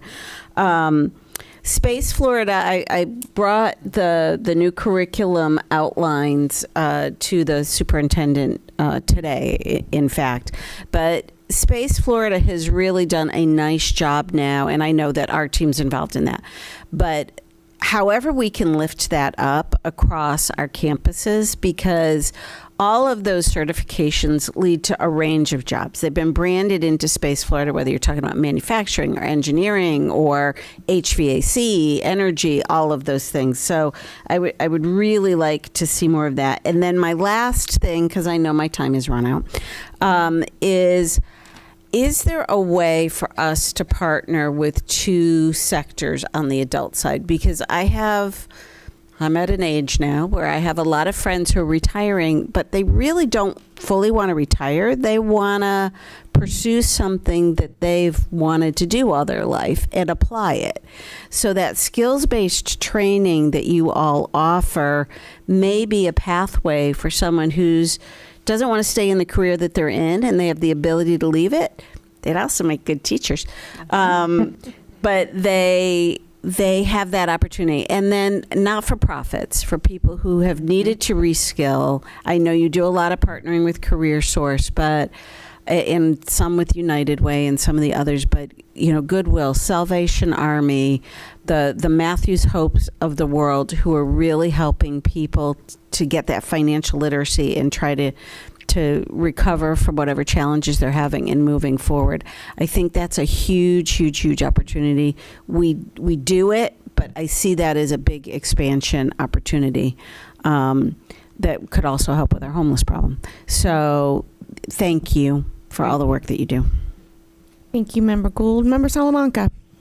Thank you, Vice Chair. Thank you so much for this presentation. I also agree this is one of my favorite of the year. I had a couple of summer fellows that were high school students that spent with me. One of them went deep into CTE. And I think overwhelmingly some of the stuff I've been hearing from students when I go visit is how many of them wish they knew about the opportunities earlier in their path. This was before even arriving to 9th grade of high school, because as they pick their classes, as they plan them out, sometimes they miss, getting on certain tracks that require them to do it certain semesters, and then it's too late, or they get overwhelmed. In high school is overwhelming as is. And so I'm really excited to hear today that we are looking into going earlier, communicating with our students in middle school, just reaching them and building that awareness earlier. I agree with Member Gould that if they can see it within other students and what that looks like, whether it's the high school students or folks, it just clicks for them in a different way. But I think our push into middle school will be huge. I'm very supportive of it. I'm excited to hear more about it. I know that at least in my district, there's a very large appetite for students getting more of these skill-based training. They're just so entrepreneurial, and they just want to be able to make good money even while they're in school. And I keep hearing this over and over again, but I think that they sometimes get overwhelmed with the opportunities that they have, or they just don't hear about it soon enough. And I think we do a great job of communicating, but I think we just have to continue pushing, and going earlier into middle school is an exciting way to do about it. So very, very happy to hear that. Thank you. Thank you, Member Salamanca. Member Byrd. Thank you, Chair. So I will echo that this is my favorite presentation of the year as well. I am so thankful for everything that your leadership that you've brought. Rosa, thank you for all of your hard work. I know how hard you work on all of these programs. Was so excited to see all the CTE staff here tonight. I know so many of you, and I am so appreciative of the hard work that you put in every day to help our students. And I'm going to reiterate again what they have said about continuing the middle school reach and publicizing our programs, because I even, the superintendent and I heard it at one of the town halls in my community, a parent saying, why don't we have these programs in high schools anymore? Again. And so people still do not know. And you do a great job, or your department, your employees do a great job of publicizing on your social media all the terrific things you're doing. And I always try to forward them when I can, repost them. But I would like to see the district post more of those, because I think that I follow CTE, but I think a lot of parents that are just OCPS parents may not, and so they wouldn't see all those great posts. So I would like to see OCPS's social media post more of the CTE posts that you're doing, reposting those. Also, I still want to see something for our middle school parents and kids that is black and white. These are your pathway choices when you get to high school. An academic, more academic, your IB, these are all your options, your AP classes. These are all your CTE options. Look at all these cool programs, because I will echo what my school board members say. That's what I hear most from kids, is that they just have no idea that some of these options are out there. And I don't know how that's getting overlooked. I know you're doing a great job of working on that with our staff and our schools, but as was said, once they get into high school, sometimes it's just too late, and they already get so frustrated. In fact, today, I think this is just going to become more and more important as our universities get harder and harder to get into. Today, FSU released their class acceptance this year. The average GPA was 4.4. GPA acceptance this year. SAT scores are needed. You need upwards of 1,400 now for acceptance university. So I think, as Member Salamanca said, our kids need a way to make a living. That's what I hear so much in my community. I've got kids that are dropping out of high school because they need to work for their families. So this is so vital and so important. So I really want to just show them in black and white, these are all your options. And even if it's, paper or electronic, I just think we have to continue to do a better job with that. But I was very excited about it. And I wanted to really quickly say, I appreciate the reputation that our career and technical education programs have in the community. I hear it all the time in my business chamber meetings, in my different advisory councils with different businesses and organizations. Everyone knows that it is a high-class education that students get when they go to your program. So I appreciate that, and I'm so thankful for it, and we are very, very lucky in our community. Thank you. Thank you, Member Byrd. Member Front. Thank you. I'll echo really what everybody's saying, but could you just repeat one more time? Did you say that every high school will have specific programs? Yes. So we are looking at, because we've done some extensive look at the programs we're offering. And so we want to make sure that students have choices as they come from middle school. So that's why we're reaching down to the middle school. My team is out speaking to principals. That's awesome. So agriculture, architecture, construction, and/or manufacturing, because of the cost to implement some of those programs. And so we're going to go with arts and AV, information technology, or business. So they could have all three, but they're going to have at least one of them. Okay. And then we'll have engineering, health science, and hospitality and tourism. That is excellent. And those will be on on the campus. high school campus. That's excellent. Like, kudos to you. This is exactly what parents are wanting, to see it in the schools, because many times kids don't necessarily want to leave the school and really give up 3 periods to go to go to the Orange Tech. And so I think having this is huge. So thank you for that. I also echo everything here. We really need to make sure that our kids know exactly what is available, because I think many, including my own kids, did not realize the push has been for so long. You have to go to a 4-year college, and that's your only choice. And if you don't want that, then you'll just figure something out after school, and you're sort of just like, okay. But kids literally could graduate with a plumbing degree or electrical degree or whatever that might be, and jump right into the workforce making great money. And so I think just for kids to know that if that isn't 4-year degree isn't what you're wanting, you can actually go this way, and just have that on paper, like they're saying, something where they can even click on a website and see clearly the pathway. Do you like this? Okay, go here. But I think also having the hands-on classes in school where they can try it out and go, okay, architecture isn't for me, but wow, I really love construction. And so they're getting that hands-on. So thank you so much. I really appreciate each and every one of you. Thank you for being here. And it's been a long meeting, so I appreciate you. Thank you. Thank you, Member Farrant. Member Felder. Thank you, Vice Chair.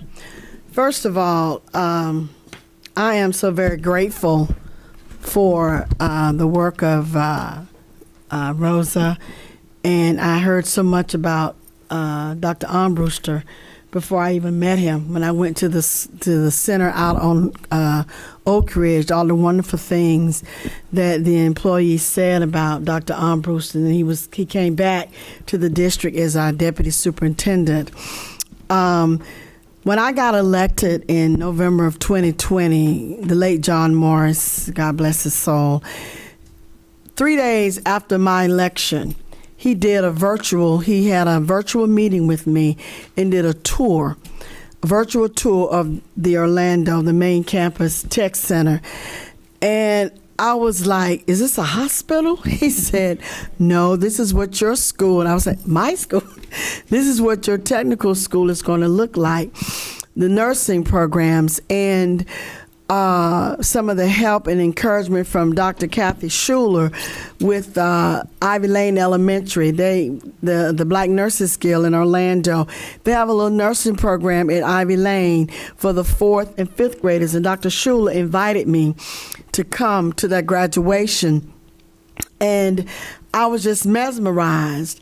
And so I got invited later on, the early part of this year, to go to Orange Tech so I could see the completed nursing program. And I shared with them about the Ivy Lane students, and they were like, okay, Board Member Felder, we can arrange a field trip so the kids in the 4th and 5th grade can come over to Orange Tech and see what they can do as they go into the nursing profession. You know, I'm so excited about what this district is doing with our technical education. It rivals, I can't imagine any other district in the country that rivals what we do. And I think somehow in my earlier time of being on this board, I think we were like the 2nd or 3rd largest or something, that what we do in the country in terms of how we educate our students in the technical aspect. I am so grateful and so very happy that we are where we are. And like so many of my fellow board members have talked about skills, you know, when you have a skill to do something, you can not only have the power to change your zip code, but you can set your salary. Because this is what you can do. You need my services, and this is what you're going to have to pay to get my services. And so I love this. I wish there was some kind of way, without it being illegal, that the board members can have an opportunity to take some classes or something. I want to learn, because I did No, well, 1 year we did allow teachers during the summer to spend 2 weeks at the technical schools, and I learned how to make a garage opener. I learned how to do that. So I want to learn something about cars, because it costs too much money to get my car fixed. So anyway, I want to thank you all for the work, the teachers, and the support. I am so happy about what we are doing in this area. And I met some troopers from mid-Florida and the one here, and they are keepers. They are keepers. And I'm so grateful for your dedication to public education and the fact you believe and know that students have the ability to learn. And when you have a skill, again, you can set your price when you have a skill. So I'm grateful. I'm like you, Pam. Maybe we could move it into teaching. Would be something to have a high school student walk in Ivy Lane, or walk in Eccleston, or walk in Little River. I like the name of that school, Little River. And talk to the children about, this is what I'm doing. This is what you can do. So thank you all so very much. Thank you. Thank you, Member Felder. I'm actually queued up next. So I think my our board members have said it all, but I want to thank you for this great presentation and for all the hard work that your whole team does. And it's so great to see everybody here tonight. I got to go on a field trip not too long ago, and it was fabulous with CTE. So I appreciate all your hard work. I agree with Member Gould. I think teach-in, I actually said it back in Leadership Orange, the very first class, when we got to take a tour of the facility over in Oak Ridge. I said we should be doing teach-in because exposure is the key. Kids don't know what they can be until they're shown what they can be, or they want to be till they're shown what they can be. And I think, and I told Dr. Vasquez this, I think we should do fifth grade field trips to our facilities. I think having the fifth graders starting at fifth grade and taking them to all the possibilities, and letting them tour and get their hands dirty in our CTE facilities will foster a whole group of new students that would get interested in our programs. Again, you don't know what to be unless you're shown what you can be. And so I think that's so important, and I think they would get excited. And we have so many learners that learn by touching and get engaged. And we have so many phenomenal programs that they can be. I had a meeting this week with Unidos, and I was talking to them, and one of her students, her child, she was telling me a story about she's in aeronautics engineering, I believe, and she, it's a stage and it just won't. Thank you, Madam Admin. I have a big that are there, and we were paid welders and expert others that the community would like us to have there. So I'm very excited about that, and I'm excited about just. When I've gone and interacted with the different technical colleges that we have and seeing all of the hands-on activities and the engagement, it isn't just for primary grades. It is essential to learning, to be able to do work with your hands and to create. And I appreciate that. I know that we're going to have at the Eatonville campus apprenticeships where, and I didn't hear much about that today, but that is a vital way to learn and earn. So you go to school 2 or 3 days a week and then work 2 or 3 days a week in what you're learning about. And we have those available at all of our campuses. And then when Member Gallo talked about fifth grade field trips, I used to teach fifth grade, and I thought that is a great idea. They would love those going to those actual OTCs. I used to teach fifth grade, and I remember when we took our kids to the 33rd Street Jail for a field trip. We did. We sure did. And I remember the one time that the jail was not aware that my class was coming. And I arrived in a little yellow bus with 30 fifth graders. Here we are. Okay, but these would be great opportunities for them instead. And then one more thing. I don't know if you have, or if the district does this, but do we track our graduates who have the CTE certificates or different diplomas or areas, and those who go on to college or Valencia or Orange Tech. Do we have any kind of data that we follow them? We have it for our duals that we track to see if they go on or if they go into the workplace. Okay. Track the placement for the dual enrollment student. I think that would be, if possible. I know it's when our students graduate, they're no longer obligated to stay in touch with us, but it might be worth finding a way to find out where our students are going, where they land, so that we can talk about how successful our programs are in getting kids there. So, but thank you so much for all you do. I appreciate it. Thank you. Thank you so much. Dr. Vasquez? Are we done? Thank you. Thank you. Thank you, Rosa.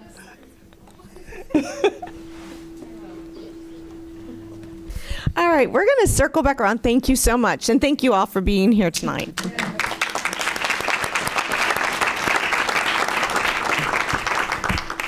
I'm going to circle back to the proclamation. So, as I mentioned earlier, we will be proclaiming January 2024 as National Human Trafficking Prevention Month in Orange County Public Schools.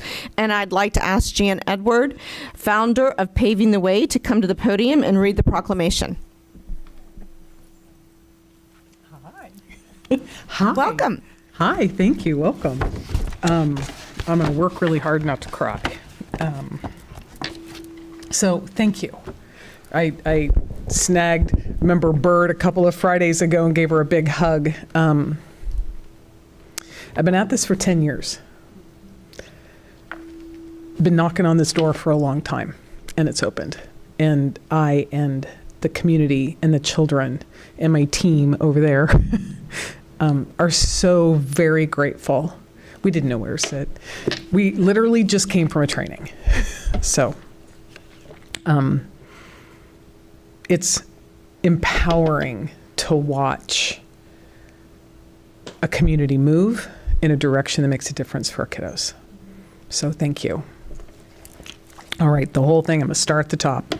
Orange County Public Schools Proclamation, National Human Trafficking Prevention Month, January 2024. Whereas human trafficking involves the use of force, fraud, or coercion to obtain some type of labor or commercial sex act. Whereas human trafficking is a global problem that has affected nearly 30 million people and taken away their safety, dignity, and liberty. And whereas during the National Trafficking Human Prevention Month, we reaffirm our commitment to ending this inhumane and immoral practice in all of its forms. And whereas we bring perpetrators to justice, we continually pledge to help survivors recover and rebuild their lives.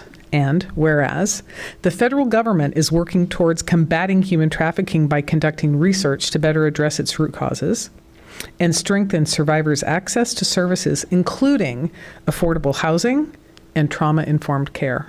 And whereas human trafficking is a challenge that transcends borders, so government agencies have partnered with allies internationally to detect human trafficking, connect victims with supportive services, and strengthen accountability. And whereas we all have an important role to play in preventing human trafficking and protecting victims. Whereas together we can combat human trafficking and its cruel consequences by creating a safer, freer, and more just world for everyone, and continue to ensure that survivors are treated with dignity and respect. Now, therefore, the School Board of Orange County, Florida, does hereby proclaim January 2024 as National Human Trafficking Prevention Month in Orange County Public Schools.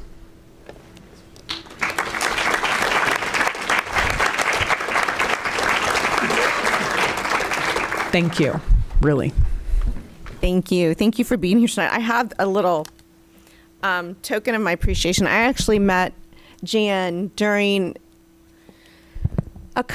was it a conference? It was in July. It was at a meeting. That's right. It was a women's commission on a whole bunch of topics.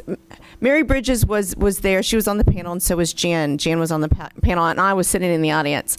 And it was about the time that we were talking about the cell phone policy, and I was having, as most of you know, I was having a hard time with portions of the cell phone policy, really just lunch. And I listened to Jan talk, and she was actually one that convinced me not only should we ban cell phones from bell to bell, but really, I don't know that kids need cell phones at all because of what's happening on the cell phone. And afterwards, there was a little reception, and Mary and Jan and I were talking, and that's how all this came to fruition. And she told me things that I didn't know. And you don't know what you don't know, but once you know them, you have to do something about them. And we're going to. And so I'm so thrilled to be working with her. I'm so thrilled about the things that we're going to be doing in Orange County together. And I can't wait to see the progress that we do and the lives that we save and the children that we save. So I'm super, and I'm going to come down. I have a little something for you. And you got the proclamation. I do. I have the proclamation. You tell me where to go. I'm coachable. If nothing else, I'm coachable. Token of my appreciation. So yes, it is. Thank you. I'll be in touch because I got. Yes. Okay. Good. All right. Thank you.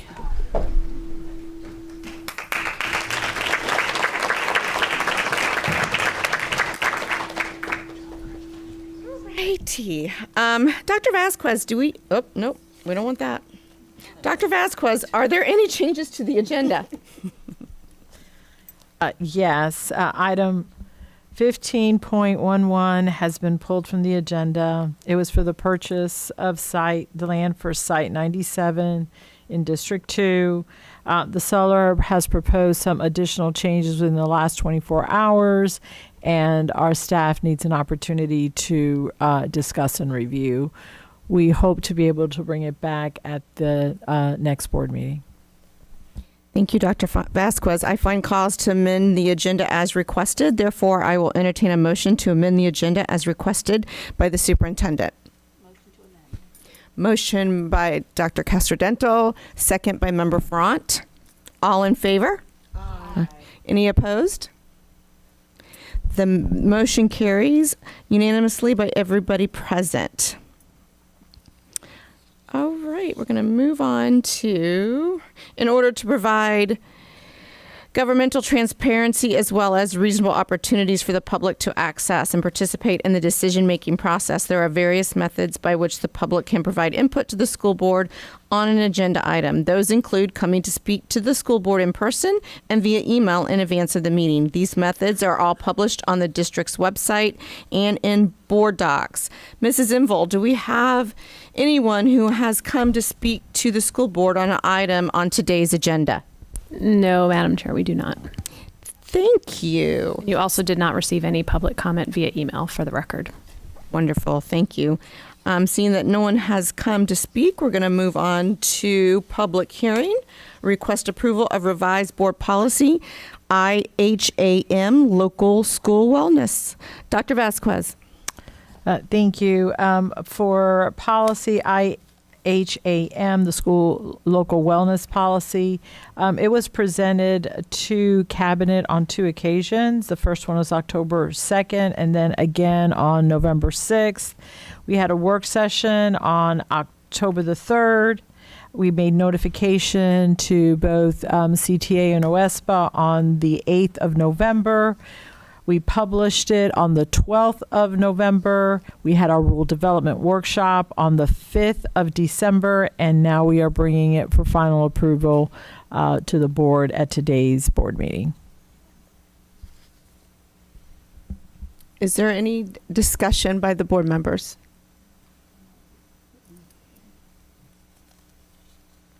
Okay. Then I need a motion to approve IHAM local school wellness. Motion made by Member Byrd. Second. Second by Member Felder. All in favor? Aye. Any opposed? Let the record show that it was voted in the affirmative by all board members present. All right. We're going to now look at approving the revised board policy of JJ, extracurricular activities. Dr. Vasquez. Thank you. The extracurricular activities policy was first brought to Cabinet on October the 2nd. Then we had a work session with the board on October the 3rd. Based on those revisions, it was brought back to Cabinet on November the 6th.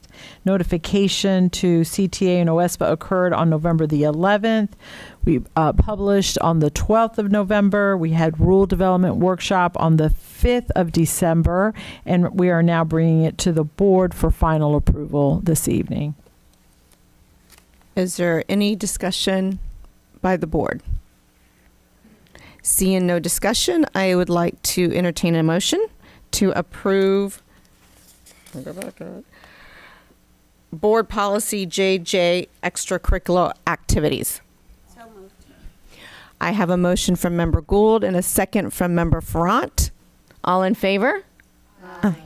Any opposed? Let the record reflect that we voted in the affirmative with all board members present. And finally, our last board policy approval for JFABB, foreign, actually that's not true, we have one after this, JFABB, foreign exchange students. Dr. Vasquez. The policy on foreign exchange students was first brought to Cabinet on the 2nd of October, work session on the 3rd of October. Revisions were then presented at the November 6th Cabinet meeting. Notification to CTA and OSPA occurred on the 8th of November. We published on the 12th of November. We had the rule development workshop on the 5th of December, and now we've brought it to the board for final approval at tonight's board meeting. Is there any discussion by the board members? Seeing none, I'll entertain a motion. Member Ferrant placed a motion. I need a second. Second. Second by member Salamanca. All in favor? Aye. Any opposed? Motion carries in the affirmative with all board members present. Now for our final board policy of the evening. Request approval of revised board policy JFABC, International Student Admission. Dr. Vasquez. Policy JFABC was first brought to Cabinet on the 2nd of October. The work session occurred on the 3rd of October based on those revisions. It was brought back to Cabinet on the 6th of November. We published notification on the 8th of November. And then rule development was on the 5th of December, and we are bringing it to the board for final approval at tonight's board meeting. Thank you, Dr. Vasquez. Is there any discussion? I will entertain a motion to approve policy JFABC. We have a motion to approve by member Castrodental. I second. We have a second by member Byrd. All in favor? Aye. Any opposed? Motion carries with all board members present in the affirmative. Thank you very much. Now we're going to move on to the consent agenda. And there were no speakers for the consent agenda, Mrs. Inval. Thank you. I will entertain a motion to approve the consent agenda as presented by the superintendent. Karen Castrodental moves to approve. Member Ferrant seconds it. All in favor, say aye. Aye. Any opposed? Motion carries in the affirmative by all board members present. All right, now we are going to move on to non-agenda public comment period. This is part of our new pilot program. This is the non-agenda public comment period in which we invite the public to provide comment to the school board on items not on the agenda. This time is reserved to hear about items that are relevant to the work of the school board.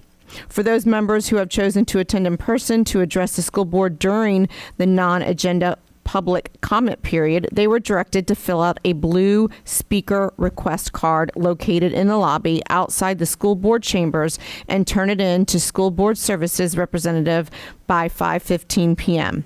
We have allocated up to 45 minutes for the non-agenda public comment period, so it is possible that not all speakers will have an opportunity to speak. Mrs. Inval, do we have any speakers that wish to address the board? Yes, Madam Chair. You have 12 speaker request cards. So under your pilot program, this means that each speaker will be given up to 2 minutes to speak. Wonderful.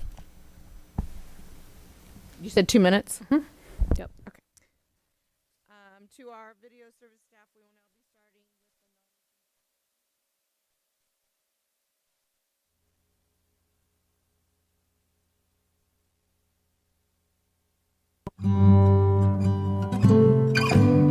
Hi, I'm Michael Gant. I'm the medical coordinator for Boone High School, over the custodial services. I've worked with Boone High School for 16 years. We're here to serve and get the job done. We also have fun while we're doing the job. I love my family here. This is my second family outside of my own. Very good positive attitude, good love, good sportsmanship. So it's a good place to be.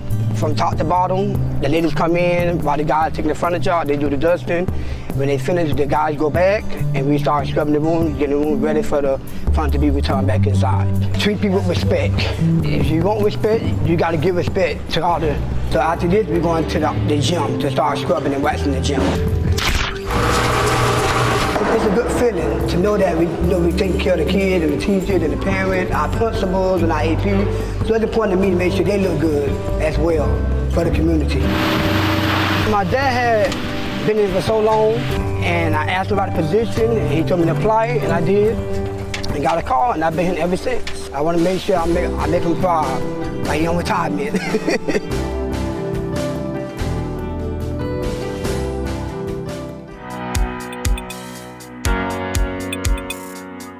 So today we surprised the teachers and staff at Oak Ridge High School with what we're calling back to school dream boxes.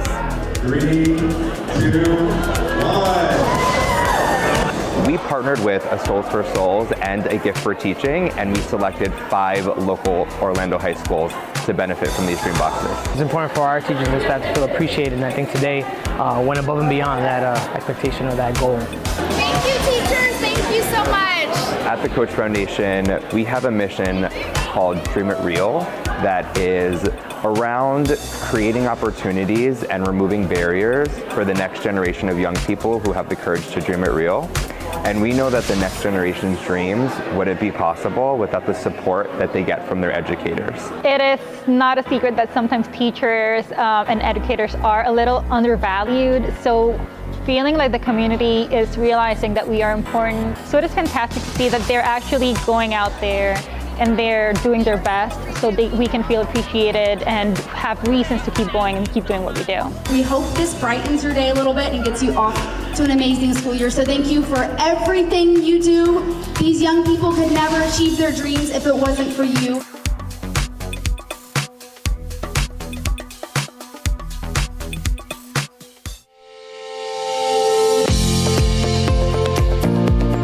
Riverdale Elementary School, welcome home.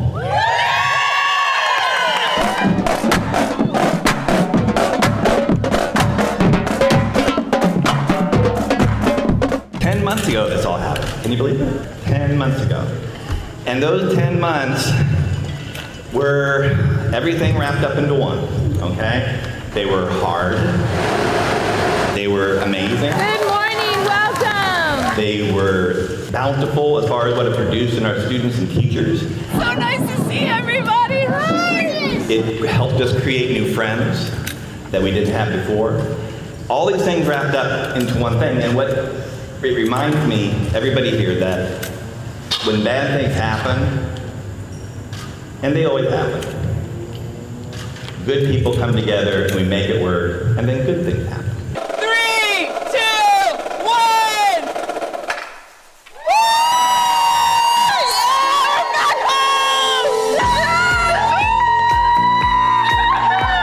Look how beautiful it looks.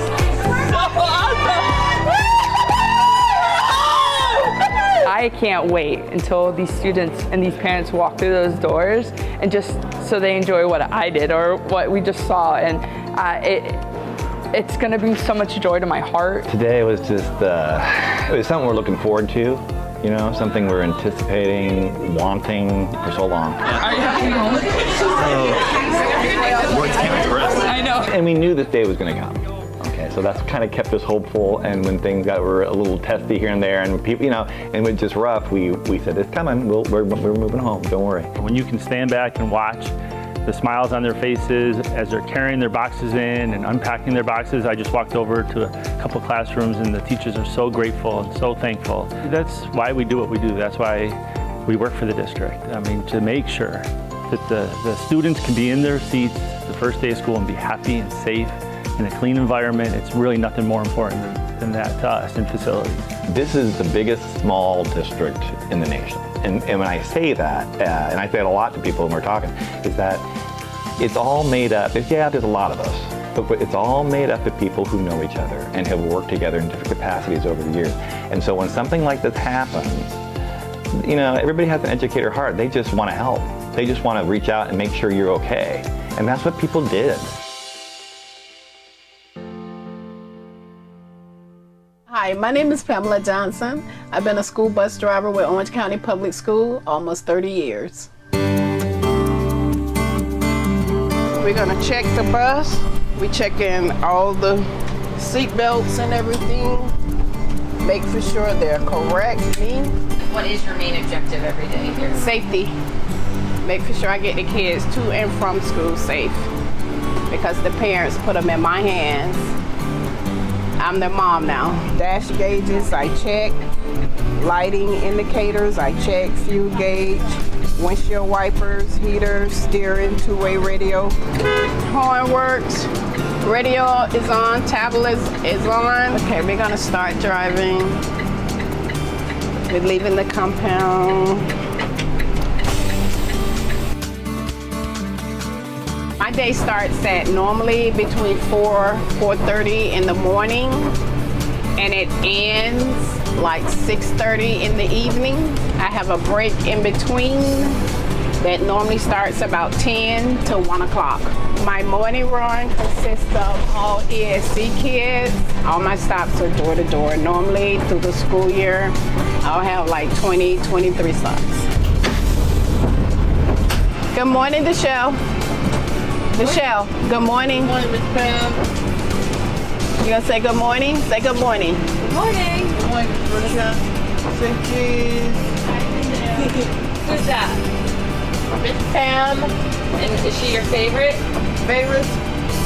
You never know what the kid has been through that night before. So just the kindness and caring. Sometimes a child that's having a bad day, you make them have a good day, just knowing that you care. I tell some of my kids, or I tell all my kids, have a good day. But this is our future.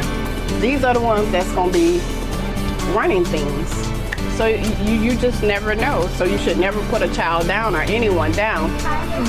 Bye, sweetie. See y'all later. Have a good day.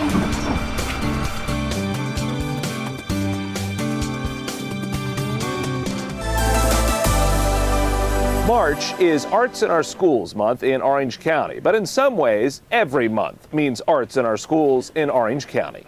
So Arts in Our Schools Month is a way to celebrate all the amazing arts education opportunities that happen throughout our district every day to over 145,000 students. The district has a reputation for delivering quality art and students in the arts. As part of that, a Lakeview middle schooler just won the district's Art in the Capitol project, meaning her artwork is now on display at the state capitol. But for her, the real beauty is what her art has given her.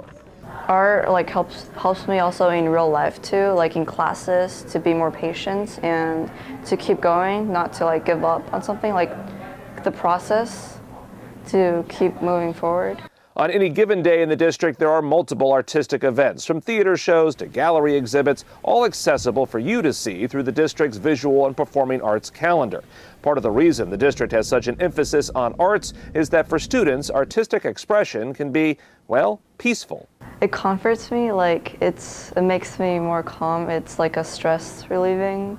And yeah, I feel like I just really like art. The other perk is that in Central Florida, the arts can also mean a job. So we know that arts education in the schools provides students with the opportunity to be competitive in a very robust arts and entertainment industry that's right here in Central Florida and across the country. So while we're wrapping up March, the official designation of arts in our schools, the real recognition happens every day, all year long, in classrooms across the district. I mean, it's amazing what our kids do, and that's because they have incredible teachers that guide them through that process of learning about arts education. It's also because we start them in kindergarten. So our students are excelling because they have the arts education all the way from kindergarten all the way until they graduate available to them. And that's why our kids do such an incredible job here in Central Florida and beyond.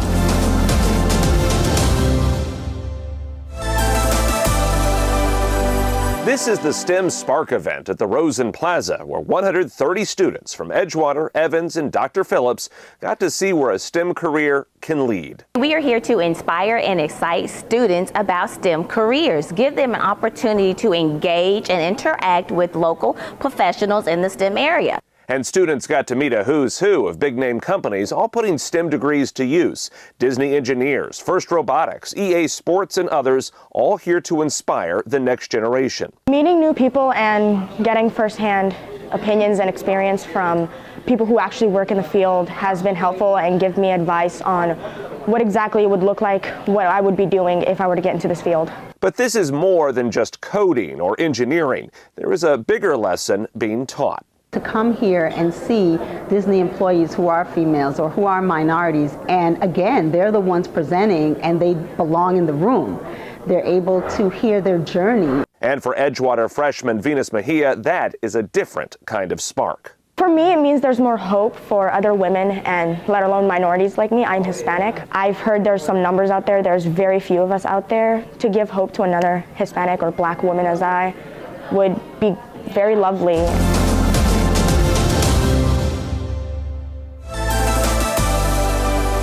The clothes you wear can make a difference in your mood. That smile says it all right there. Awesome. I like it. Whether it's your everyday style or that perfect prom dress, everyone deserves to feel that confidence. And that's exactly what the team at the MAO outlets are doing. It's what it's all about. You know, giving kids that confidence and, making them feel good about who they are. Giving OCPS students and staff a place to get clothes and other essential items. So the MAO outlet is an on-campus shop where students can borrow, buy, or trade or volunteer their time in exchange for items in the store. The sustainable idea was created by a student and came to life last spring. The outlet at the Colonial High School location was so successful that they've already opened another one at Glenridge Middle School.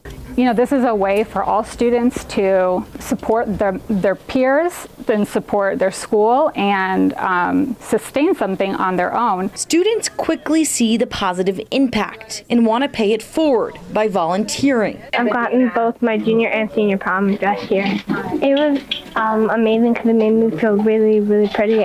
I've never really been confident about myself at all. I would like to be able to help other people and other girls be able to feel what I felt in their prom dresses. Local businesses are also jumping on board to help. We have one donation bin at our central location. We are trying to get another one for our Ocoee location. So at the end of the day, everyone is coming together. Bye! Yes, enjoy! To make people feel confident. How do you feel?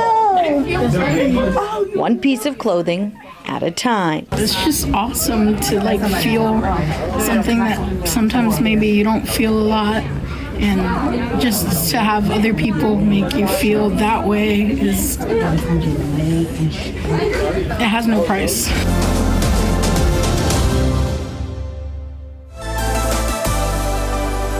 Taylor McGowan is a school-based social worker. That's her title, but her job, her passion, is offering students a place to be safe. It's okay, there's always next week too. And to be heard. You're welcome, and the week after that. My office serves as a cool-down spot, and it's also a place for kids to get direct services. So if they need counseling or they have some sort of crisis or they're just needing a check-in, my room is this place to go. McGowan is at Wekiva High School 5 days a week, offering counseling, listening, teaching students the tools to cope or overcome the hurdles in their lives. Students can ask for a pass to come and see her, just like they would the school nurse. Mental health is paramount, and these kids are struggling. I mean, I think in general, humans, all of us are struggling. But there is a need to have a mental health professional in every school because we have a lens that your typical school employee does not have. It can take a lot of work to get teenagers to open up, and in many cases, McGowan may be one of the few adults who is listening. I feel like, and I remind myself that I am a constant and consistent adult for these kids that they may not have at home, an adult figure that they can count on and rely on to listen to them. Unfortunately, sometimes these kids don't get that anywhere else but school. It takes a special kind of person to do this job, one who is always there, who is respectful and relatable. And when they look back, I want them to remember, like, okay, Miss McGowan is always in my corner. She was always there helping me get through the day. So that's what I remind myself, because at the end of the day, these kids are going to be adults. And when they look back at their high school experience, I want it to be a positive one. And McGowan says she gives them the tools they need to cope, to care, to make it not only through high school, but through life. I can give them the tools to succeed, and I can believe in them every step of the way. And just allow them to believe that change is possible and that they can be that change.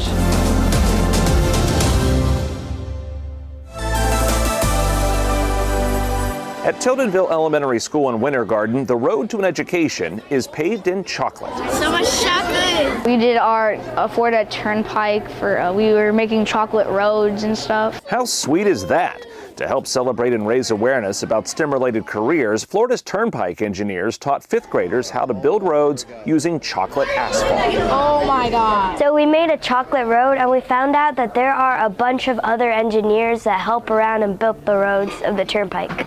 Oats, sugar, and walnuts represented the aggregates, while chocolate stood in as the tar and asphalt. The idea is to give students a better understanding of the real-life ingredients needed to build Florida's roads, both in materials and in people. Just to introduce them and let them know what is used for the roads that we use in order to maintain the construction, and just give them the knowledge of them maybe wanting to do that in the future. Students also learned about self-driving cars and what it will take to drive that technology into the future.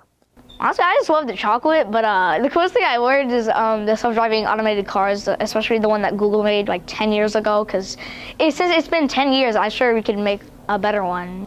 The idea is to not only teach kids about how roads are built, but perhaps to inspire them to become an engineer. But who knows where that road will lead. Did that kind of open your eyes to maybe wanting to be an engineer one day? If my WNBA plan does not work.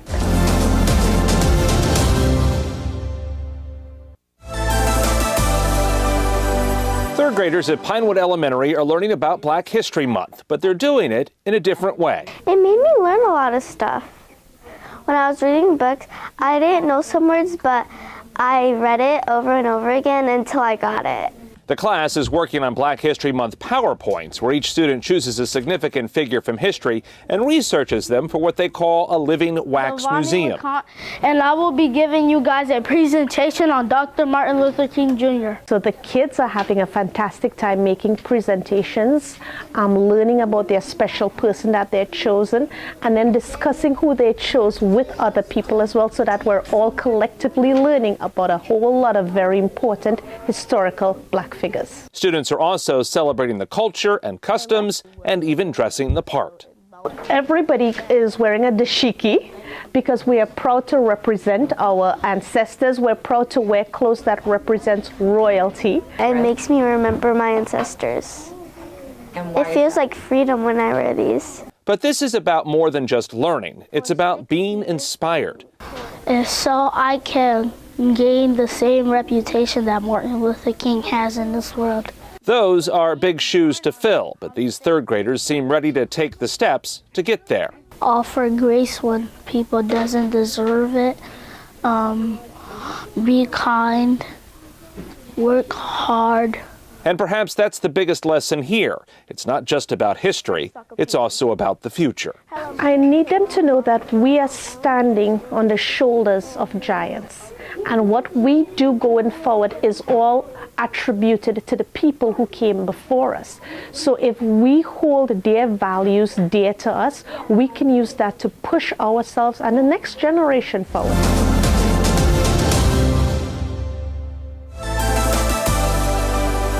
Tina Bullitt has been a school counselor at Cypress Creek High School for 15 years, and in that time, she's likely helped more than 6,000 students. We give our students hope and inspire them to reach their goals by teaching them the skills that they need and giving them the resources necessary to be successful. At Cypress Creek, school counselors work with students grades 9 through 12. That's 3,500 students, and with 8 counselors, each will help more than 400 students a year.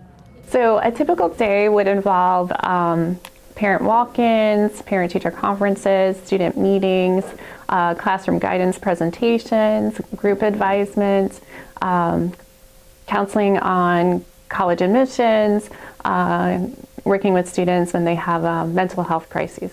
Right now, Bullitt is involved in scheduling, when teachers bring their classes in and counselors meet with each student one-on-one. We're looking at the courses that they're selecting for the next school year, looking at their progress towards graduation, and making sure that the classes they're selecting matches their post-secondary plans. And some students need much more. Many of our kids are homeless, unaccompanied. They experience home violence, pregnancy, even deportation. For us, it's important to reach all students so that they have the skills and the resources to reach their goals.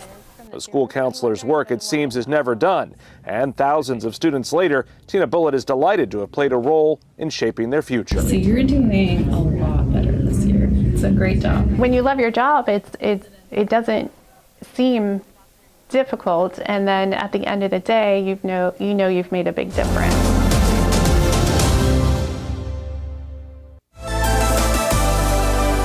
At Gotha Middle School, it's cool to be kind. Thank you. We are all accepting that we are practicing kindness every day, that we are being respectful every day, and that we are, purposefully making decisions based on kindness instead of just going throughout our day. The school is going all in when it comes to celebrating Random Acts of Kindness Week. Be kind. Students are crafting chalk messages of encouragement, others leaving kindness notes, some even decorating lunch bags. Showing kindness can really help people if maybe they're struggling, maybe something's going on in their lives. Just showing a little bit of kindness can really make them, feel confident, feel good about themselves. For the school, it makes sense. Their motto is be safe, be kind, it's a great day to be a grizzly. But teachers wanted students to really live that idea. Our campus and school is really grounded in kindness. We do a lot here to try to spread kindness and build a community of love and support.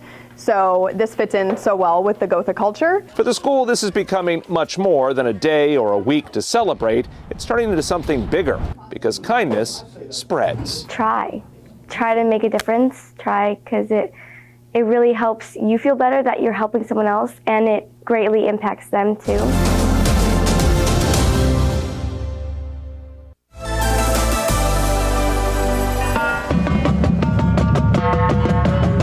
It's not every day that a busload of students and teachers from France show up at your school. It's a great experience for our students to be here and to maintain the relationship between America and France since George Washington and Lafayette. And we are very happy to be here. As part of an American-French academic and cultural partnership with a high school in Lyon, France, Boone High School students welcomed their pen pals. Hello. 36 students who have spent the last 3 months communicating with them through email or WhatsApp, all in each other's native languages. But it culminated in a real-life meet and greet. Everything is crazy. It's really big. Everything. The French students were also amazed at the specialty programs that students at Boone High School could take. Something I've really noticed is how there are special classes which have more practical application. So like we saw journalism, people who were writing things, so I found that really interesting. And for students at Boone, the key takeaway was in realizing that despite navigating each other's language, they weren't all that different. Just watching everyone walk in, it was kind of hard to differentiate, who's French, who's American. And I think that speaks to the diversity both of America and of France, but also just how similar everyone is. And for Boone French teacher Dr. Sophia Mami, that's the key lesson. It's not just about teaching a language, but in truly understanding each other. I teach French, I teach the French grammar, but honestly, I teach them to be tolerant and accepting to other culture. Bye bye. I love America.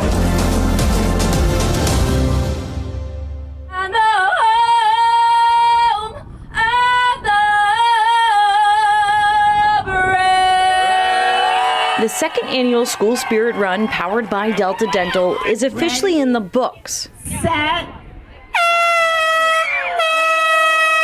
With nearly 2,000 participants, there was no shortage of spirit.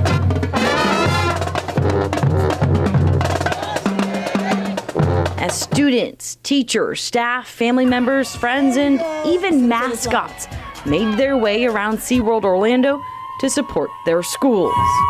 For one OCPS family, it was much more than just a race. Come on, Bridget, you can do it! When she crossed that finish line, it was, wow, you just did a race. Good job, girl! With your school. You're a kindergartner. Way to go! Oh my goodness, girl, you did it. An early milestone the Sinises worried wouldn't come. Bridget didn't learn to walk until 2 weeks after she turned 3 years old. She was born with Prader-Willi syndrome, and part of that is low tone, and so she struggles with gross motor, fine motor, speech, all of that. Bridget was determined to run the kids' race with a little help from her PE coach. She walked right up to him and just said, Coach A, will you run the race with me? So I was actually very honored to be able to run the race with Bridget. It actually felt special. They came and she asked me. As we're about to get ready to the race, she looks at me, she looks up at me, she goes, Coach A, just throws my hand out of the way. She goes, I got this.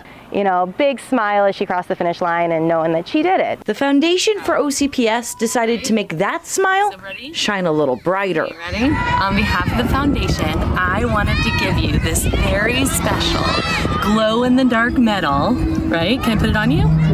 And this is for finishing the kids' school spirit run. I love that OCPS can be there for these kids who have some extra needs, some special needs, that they can make sure that they all get to experience that inclusiveness, that they are not pushed aside, and that they get to share the same experiences as all of their peers. An unforgettable experience for a strong kindergartner who is ready to take on the world. We say, my name is Bridget and I can do anything. I am just glad to be part of it, being able to help as much as I can for her to succeed. We're so grateful for this run and for the foundation for giving us those opportunities.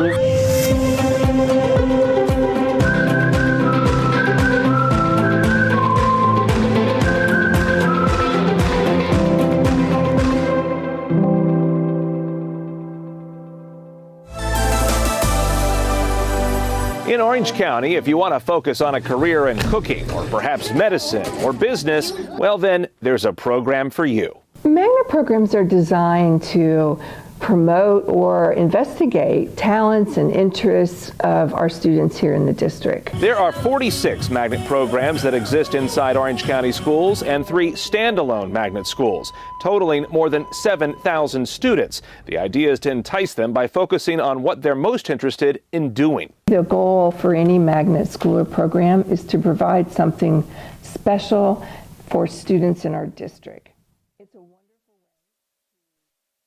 To address the board and speak to us about your concerns.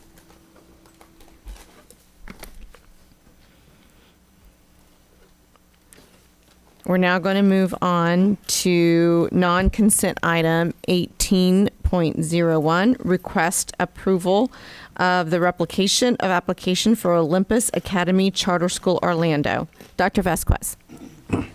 Thank you. The board has previously heard from staff from the Olympus Academy Charter School. I'm going to turn it over to Mr. Moody, our executive leader over school choice, to share information with the board.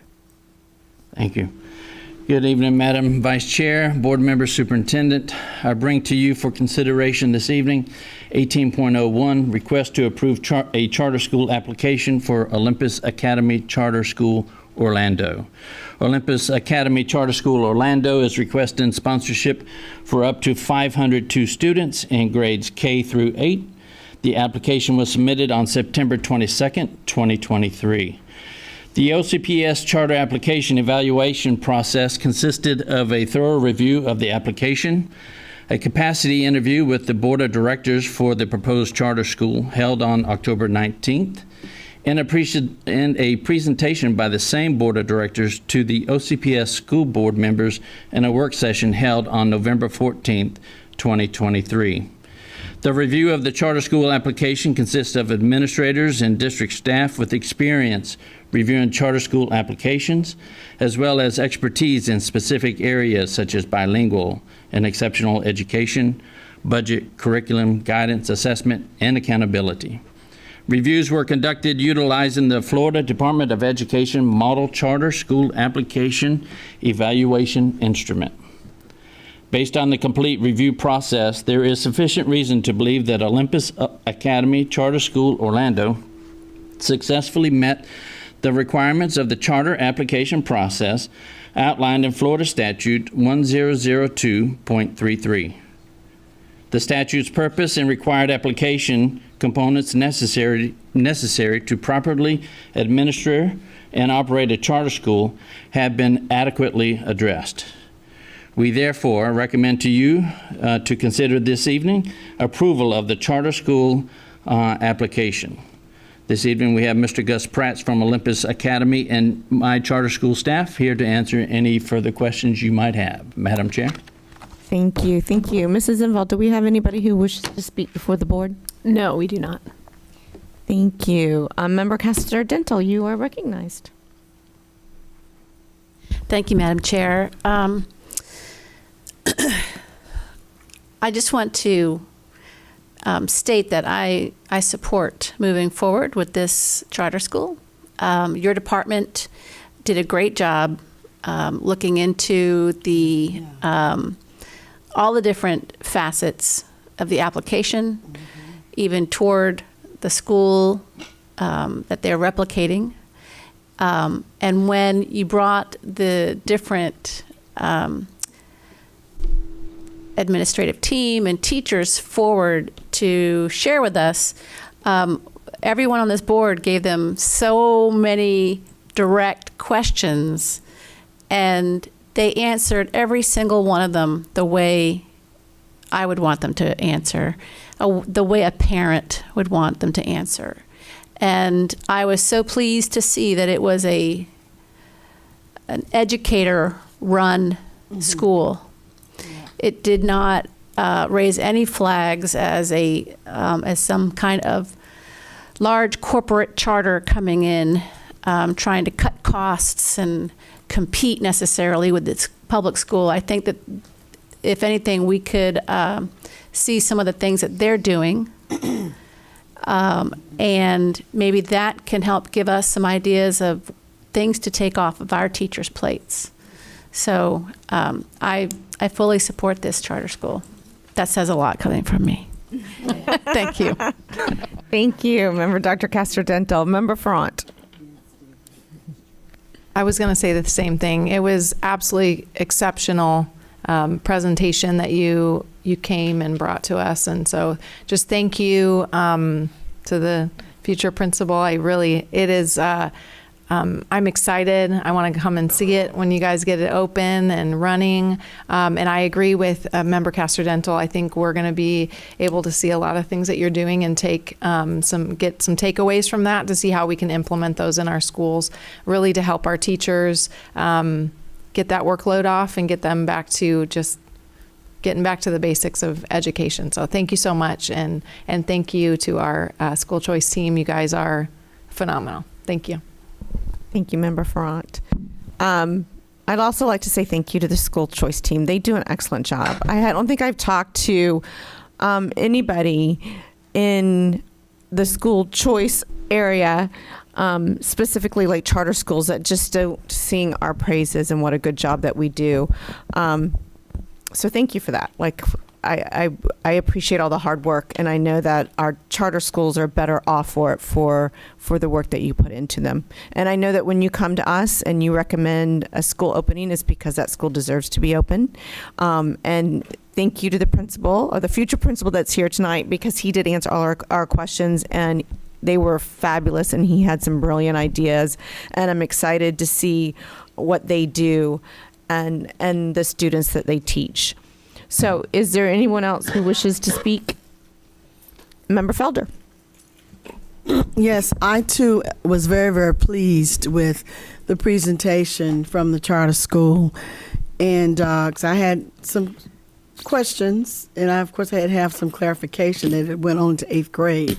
But I believe that some of the things that they're doing, the innovations, we perhaps can emulate some of that into some of our schools here. But I do thank you for the very well put together presentation, the verbal presentation, and then the printed presentation. I looked at the book. So, wow. So thank you all so very much. And I, along with board members Casadeno and Ferrand, I do give my approval of this charter school. Thank you. Thank you, Member Felder. Member Salamanca. Yes, thank you to your team, Greg. Amazing job, and it was great to hear from the school themselves that they had a really good experience with our district. So it's always great to hear that. And I'm excited. It's in my district. It's in District 2, you know, where the dreams come true. So we're excited I'm excited to have you. I'm excited to come visit. And yeah, I look forward to getting that invite so I can come and spend some time. And I'm just everything that we talked about, I appreciate. As Member Casadeno said, it's clear that it is a school by educators with a lot of love for their students and a love for education, and that shines through. So we're lucky to have you, and welcome to the OCPS family as well. Thank you, Member Salamanca. I will entertain a motion. Yes, to approve the charter, yes. Thank you, Member Salamanca. Second. Member Front seconded the motion. All in favor? Aye. Any opposed? Let the record reflect that the motion carries in the affirmative with all board members present. Congratulations and welcome to Orange County, Florida. We're happy to have you. All right, we're going to move on now to Dr. Vasquez. We'll hear from you next. Thank you. I do have a few announcements this evening as part of my update. And so first, I want to congratulate our own Dr. Bridget Williams, who is going to be presented the Fannie Lou Hamner Award on behalf of the Conference of National Black Churches. The chairman, Dr. Franklin Richardson, and the CNBC Board of Directors will be awarding this to her at their annual leadership dinner tomorrow evening at 7. So we're so very proud and know how deserving she is of this award.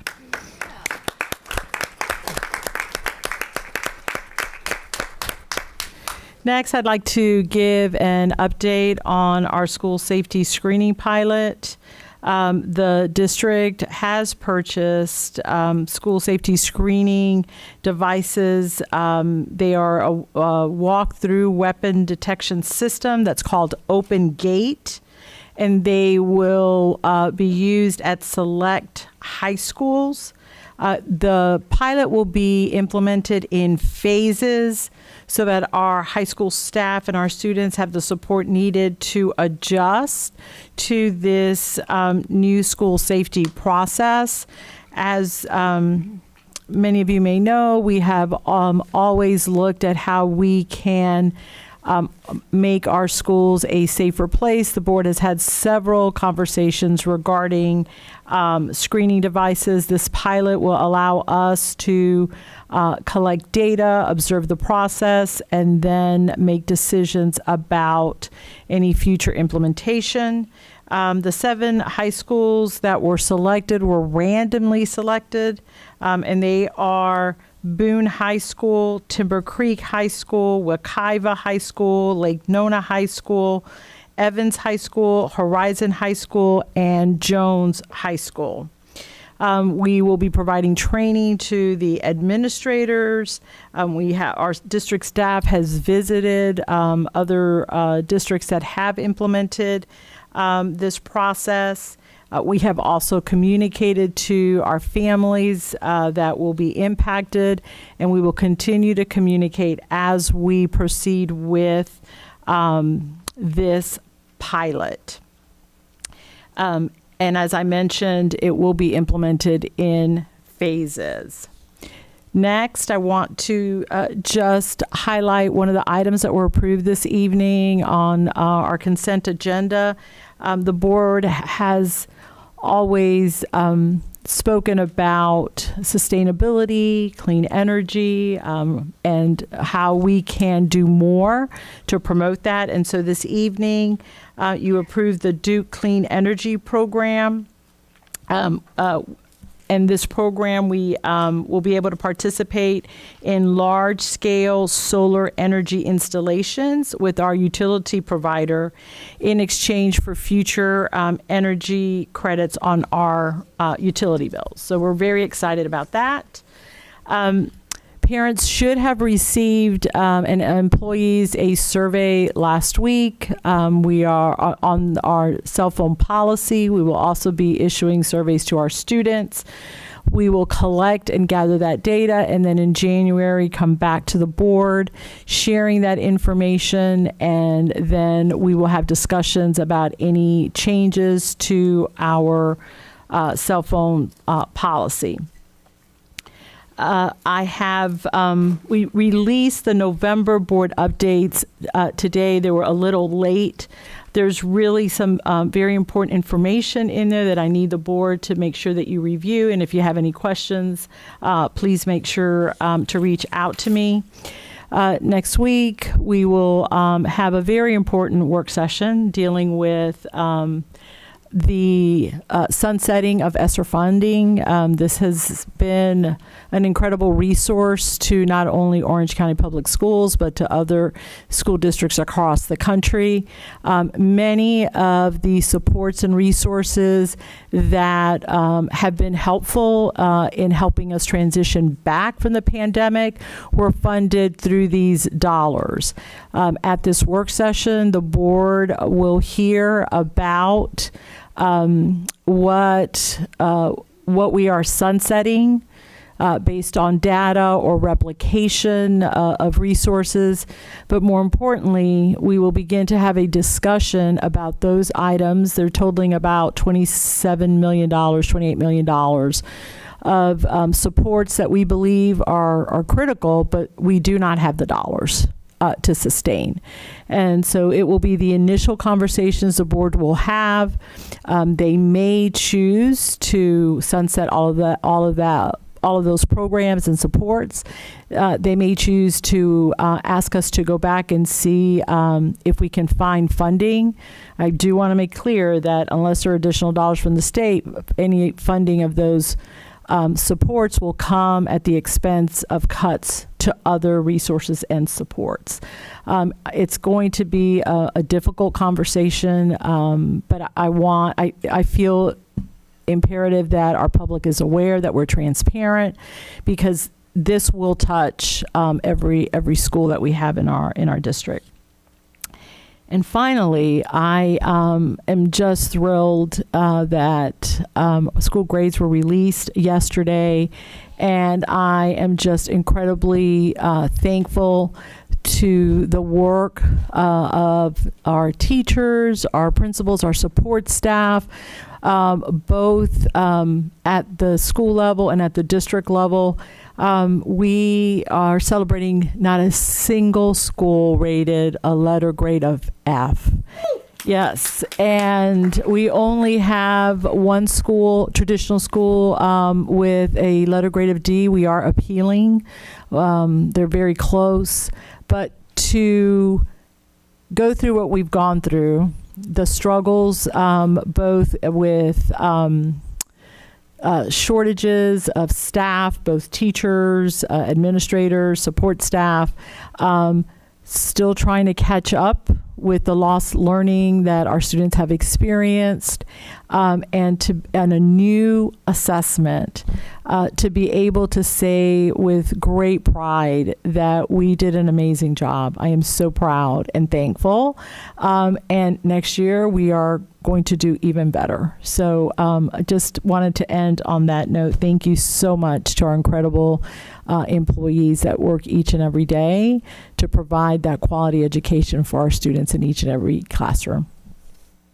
Thank you, Dr. Vasquez. And I'd also like to thank you and your staff for the grades. It's a testament to the dedication of your staff and also the programming and how well the district spent the dollars, the extra dollars, which we're going to have to discuss, because without that extra dollars, without the implementation in programming that worked, that helped our kids focusing on student learning, our scores could look so much different. So thank you. Thank you to everybody here tonight. We appreciate it. Member Felder. Thank you so much. When I got the news yesterday, and then I talked with Dr. Vasquez, and then Dr. Bond called me and to confirm what I'd already heard, and the first thing came to my mind was hard work. No, okay, I won't sing. But listen, I'm so grateful for the members of District 5, and I'm going to share this. When I first came on the board, I got voted in on Tuesday in November 2020, and Wednesday I got a phone call in my office about a disgruntled teacher from a school in my district. And what they said to me was that all of your schools have Fs, and I don't even know why what do you think you're going to do? What kind of change are you going to make? Just very, very disgruntled. And I talked to him and I said, well, why don't you help us out and perhaps tutor, at one of the schools and help. I don't have time for that. But I'm just, very, very just disgruntled. And from that day on, from 2020, from that Wednesday, I got that phone call and emails. I started praying, and I know, I said, God, is this too hard for District 5 to not ever have any D's, any F's? And not only District 5, none of the districts, all of us did well. And so I am so very grateful for the people that worked in STO. And I'm getting in trouble calling names, but Dr. Bond, Dr. Schliss, Wyndham, because constantly, and it wouldn't have been this good without your leadership, Dr. Vasquez. You did the right thing in who you chose in terms of your cabinet, and then the cabinet members, those persons you chose to be principals. All of the principals in District 5, I'm so grateful, so thankful. There were schools that went from an F to a B. One of my schools hadn't got an A since 2009. Listen, this is 2023. I'm so grateful for this board, this district, and all of us, all of our schools have been working very, very hard. But I am so grateful for District 5 because it's truly the district where the talent resides. I'm so happy for all of us, and it does us well. I think we're all women on this board, and there's a kind of motherly sort of kind of nurturing spirit we have. Mothers always see the best in every situation, and it was a struggle, but God has been good to us, and I'm so grateful. I'm thankful for the work that this district is doing and has done. That's why this next meeting we have is going to be difficult for us, but I've already started praying. Yes, so thank you all. I thank you all for all of your hard work. And thank you, Dr. Vasquez, for getting a cabinet and group of people that cared about the district and cared about the children. Let me tell you something. I'm so happy. I am happy, happy, happy, happy. Thank you. Thank you, Member Felder. And I think it's worth noting that this was with a new test and they moved the goalpost once again. So the scores that you had to get to were higher. So this is just a true testament to our teachers, to the hard work, to everybody, and it's great news. Mrs. Inval, do you have a report? Wonderful. Madam Chair? Yes. Just briefly, just wanted to point out for the board, just so you are aware, know we are in the Florida School Board Attorneys Association, and Ms. Enval will not want to toot her own horn, so I'm going to toot it for her. She was named the vice president at our meeting in November, so I wanted to congratulate her. Yes. And it is a credit to Orange County that both the vice president and president position of that organization are held by lawyers on our staff. I don't know how this guy got it, but I'm the president of the Florida School Board Attorneys Association. So I wanted to point out for the record that both the presidency and vice presidency of that organization resides with Orange County. It's a credit to this board and the superintendent and the leadership here. Thank you, Mr. Pomerini, for sharing that news with us. That's fabulous. Yay. We know that they're in good hands. So I'd like to take a moment of personal privilege before I call on the other school board members to talk about policy suggestions. I would like to congratulate Dr. Vasquez, who received the Hispanic Chamber of Metro Orlando and Prospera's Don Quixote Excellence Award at Epcot on Saturday night. The award recognizes Hispanic individuals who have demonstrated leadership or made significant contributions to a cause or their community or a field of work. Dr. Vasquez was selected for leading the school district as our superintendent and in her other leadership roles throughout her 35-year OCPS career. As the deputy superintendent, Dr. Vasquez and her team led OCPS as it shifted to distance learning in 2019 and spearheaded the district's August 2020 reentry plan, which ensured our students and staff returned to school campuses safely during the COVID-19 pandemic. She is passionate about equity and access for all OCPS students and has dedicated 3 decades of her professional career to creating learning environments where all children feel safe, supported, and successful.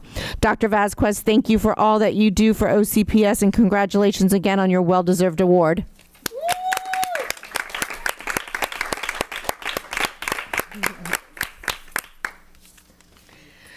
Now, all right, Dr. Castor-Dental, you're up. All right, thank you, Madam Chair. So I was thinking about the information that was shared with us with the budget department and the things that we're going to have to look at moving forward without the ESSER funding, and some of those things that we desperately need. And those things are like social workers that we've added to our schools, mental health counselors that we've added, assistant principals at schools that didn't have them. And I was thinking, it's not just that we have to make some adjustments here, but I started to wonder why so much of our money has to go to so many things that are outside the realm of our mission. Of course, we want to support students, but if our goal or our mission is to educate, we should be able to allocate our dollars to classroom and curriculum and teachers. And I think that's part of the situation that we're in with our low teacher pay and our we just have so many needs that are not being met outside of our schools. And the schools are now responsible for everything else. So I'm wondering if there are ways that now that we don't have the federal dollars, if there are other resources in the community that can help step up to provide those resources, because it's going to be really, we're going to hurt when we have to pull social workers back. Ones that are working on our attendance issues, who are communicating with the families and helping them get their needs met. It's just, we don't get enough funding from the state to take care of all the needs of our families. And that's what we're having to do, because we're the ones who have to take, well, our students are the ones who have to take tests and be accountable.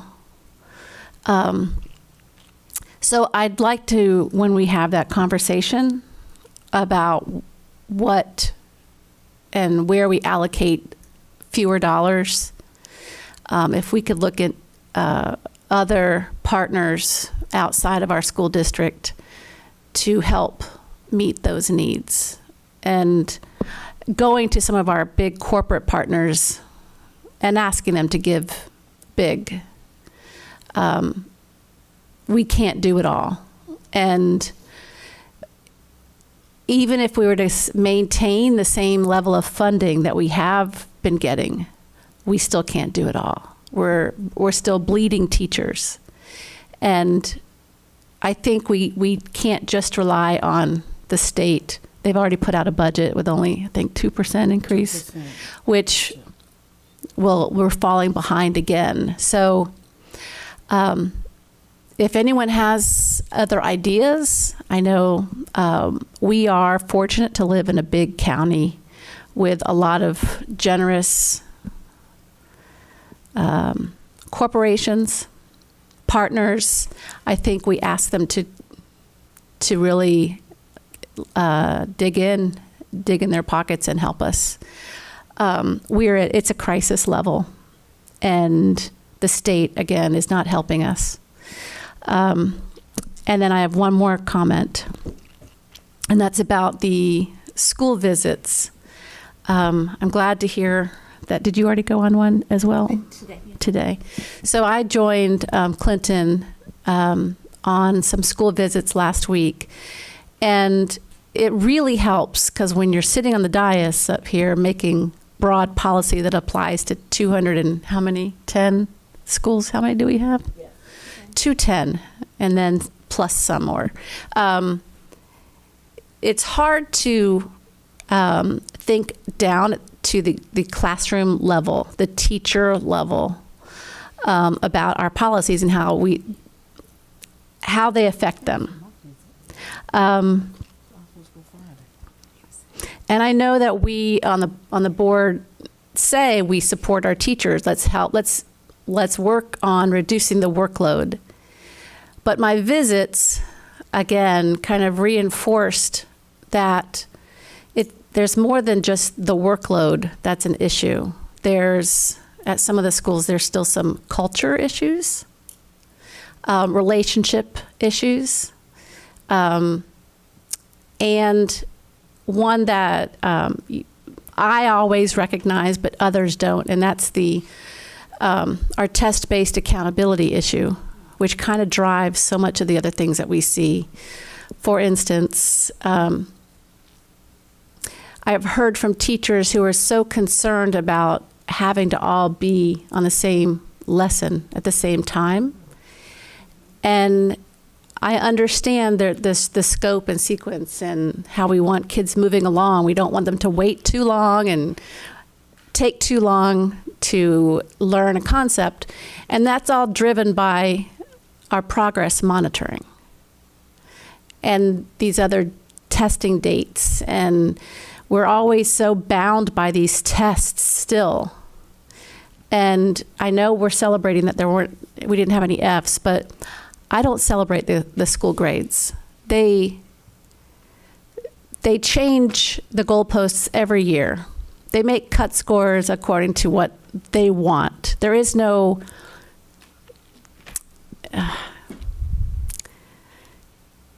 I wish we could go back in time and allow our teachers more autonomy, even if they're planning with their fellow teachers in a PLC I don't think we need to expect teachers to all be on the same page, the same lesson. We've got to give them some grace, some freedom to make mistakes, some freedom to experiment, and create a community in their classrooms. And I think some of that test-based accountability and that whole infrastructure we're seeing negative effects on that. So if there's a way that we can see what other school districts are doing to get out from under some of this, I think it's worth looking at. If there are certain schools with principals who are able to not have this apparatus of just testing and the calendar and the race for progress monitoring, if there are ways that we can get out from under it, I say we share those best practices. And I think then you'll see some reduction in teacher stress. Again, I'm open to coming to more schools, talking to more teachers, veteran teachers, new teachers, high school teachers, elementary teachers. I am here to help while I'm here. So, thank you.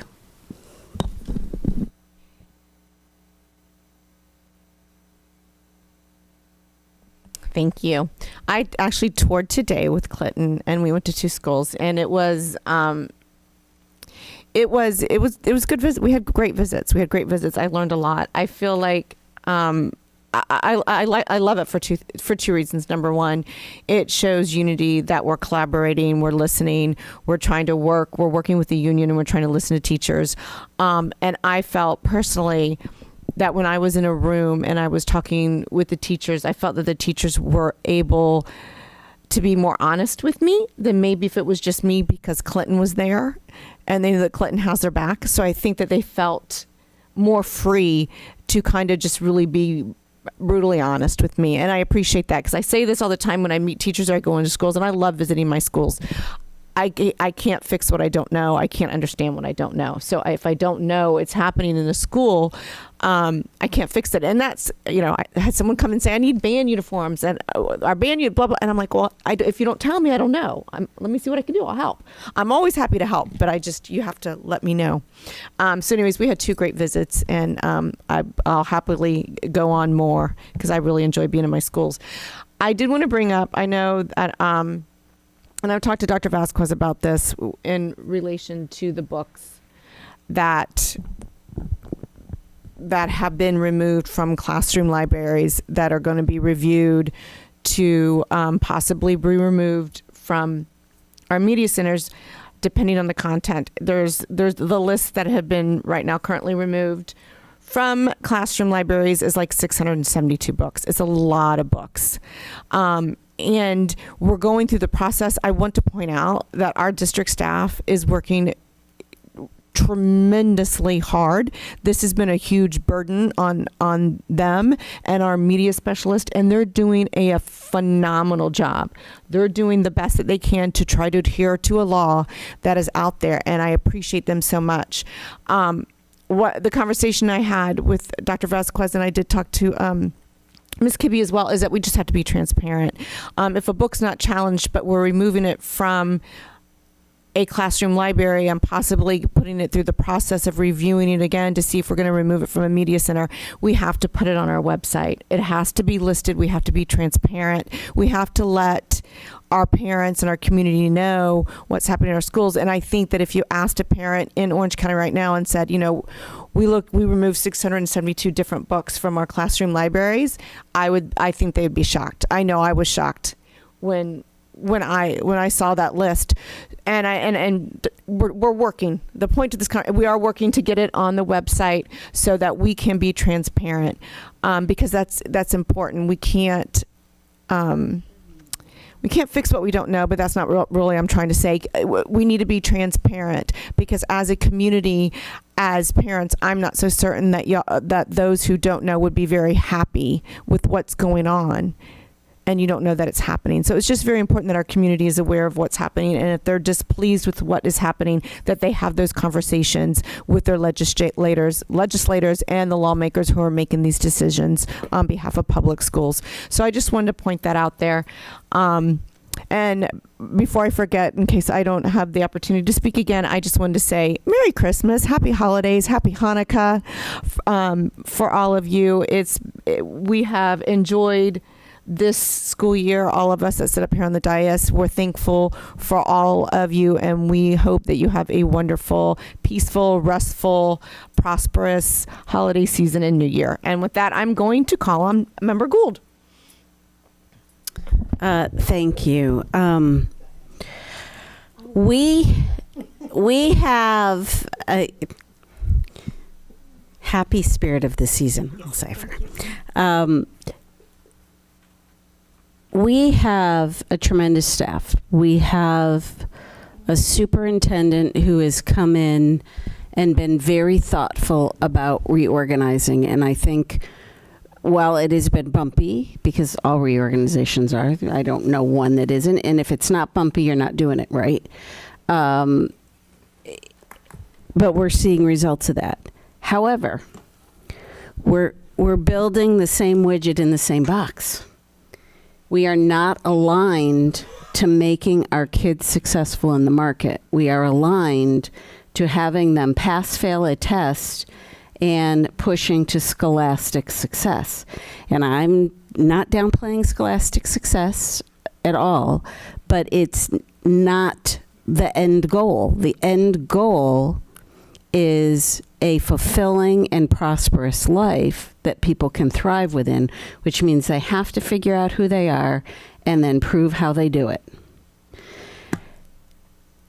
Any way that we can work within the boundaries of the school system and prepare kids with a portfolio for life and build it more on integrated experiential learning, not a class, not a single thing, not just a CTE certification, but truly blending those core things. I think it would make it more fun for the teachers to teach. It would make it a more collaborative environment. It would make it much more fun for the students and be relevant and engaging. But that takes all of us working together and thinking outside the box, and not just how we did it yesterday and how we're doing it tomorrow. And I mean all of us. That means the CTE, the CTA, it means OSPA, it means our administrators, it means all of us. And we're having a lot of those discussions in our planning sessions, and the superintendent is very brave and bold and willing to, try innovative programs. But a few hundred here, our work-study programs are a perfect example of that. We've been doing them for 30 years. Universal program, Simon, they are hugely successful. Those kids find their niche, they get re-engaged, they get out there and they go. Now that's not right for every kid, but that's the point, is that it kind of takes a little bit of everybody working together. And we've got to find ways, if we really want to break down walls, we got to find ways that the band kid and the jock and the cerebral kid and the one who has dyslexia actually work together on projects all the time. Not are in their little silos and sit next to each other in class and have to be quiet, learn what they're learning, and then spit it back to pass a test. I'm happy we got great grades. I'm happy we're figuring it out that way. But at the end of the day, we still have a mass of children who even go to the other side of college and don't know what they want to do, unless they were one of the lucky ones to discover through our programming or through outside the school system that they wanted to be an engineer, a doctor, a welder, an auto mechanic, into hospitality, culinary program, whatever it is. But it's not the majority of our kids. And I try to ask, I get tired by the third or fourth graduation. But I try to ask, what are you doing next? I don't know. Going to college. Then what? I don't know. And I love it when the line backs up because then I can have conversations with them. But, obviously we have to follow the state. Obviously we have to figure out how to be successful as a district because that's how our money comes to us, very sadly, because it is not aligned to industry. The state's doing little tiny things, as we heard today through the CTE, to improve that transition. But they're not being bold about it. They are not. And we need bold action. So wherever we can be bold and wherever this board can support being bold to really prepare kids to know who they are and what they can do the day they walk across that stage, we need to try to do and support all of our educators in doing it.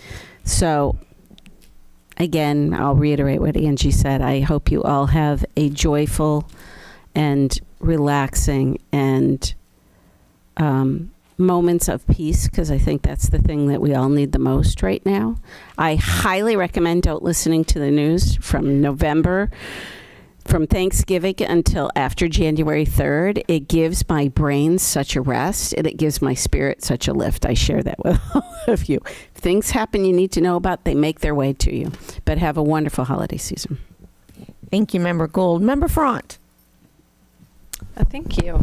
I just wanted to share really quick. I did a cool little, I did the thought exchange. If you're not familiar, we've been doing that now in the district. Really great way to get just response from people. So I did one with our teachers in pre-K through second grade. I really wanted to hear from the teachers in District 3, just to hear how they feel the new focus on early literacy is going, and also just checked like how long have you been a teacher in that grade, how long have you been a teacher in, or what grade are you teaching, those types of things. Have you gone through the OCPS early literacy training, that type of thing. I just wanted to hear from them, see what they think. And I was a little disappointed. It got sent out to like 300 some teachers and only 35 replied. It was 2 weeks. And so I want to encourage teachers, if you do get a thought exchange, especially from a board member, I'd love for you to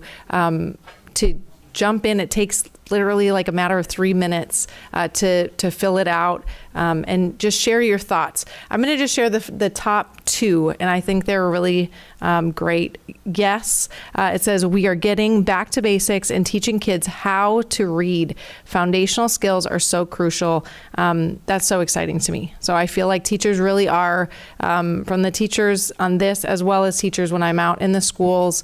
I will take you up on that, Clinton, to visit schools with you, because I think you're right. If you're there, it may be a different dialogue.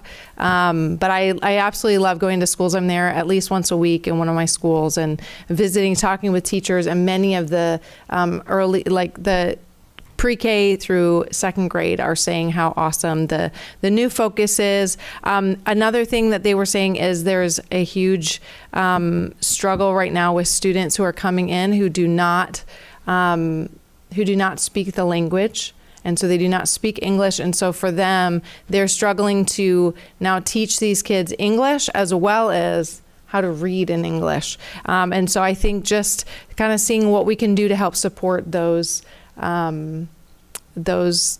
teachers with that. But I forwarded you this little summary. If any of the board members are interested, I could send it to Deborah. And it's pretty cool. The other one, just on the books, really, the 672, is that the list that we were sent of all the books that have been removed? Or where did you get that number? Just curious. I got the list from... Is that the one from Kibbe? It was Florida. It was Florida Freedom to Read. It was a tweet, and it was through a records request. So I did verify that it was a correct list with Okay, so With probably Allison. from Miss Allison Kibbe. Yes. And I believe a vast majority of those books, if I'm not mistaken, were removed because they're old or there's not an interest from students. No, those books had been weeded out. So the list that I got, the books that were old and torn and not viewed were weeded out, as were the books that were really more teacher books than student books. So those books were weeded out from the list that I saw. Oh. So there's an additional 670. I'd love to know. So if that is a list that we've given out, if I could get that, unless it's the same one that I got from Miss Allison. But I would like to see that as well, just to go through that and see if there's a way that we can, I think just the checks and balances.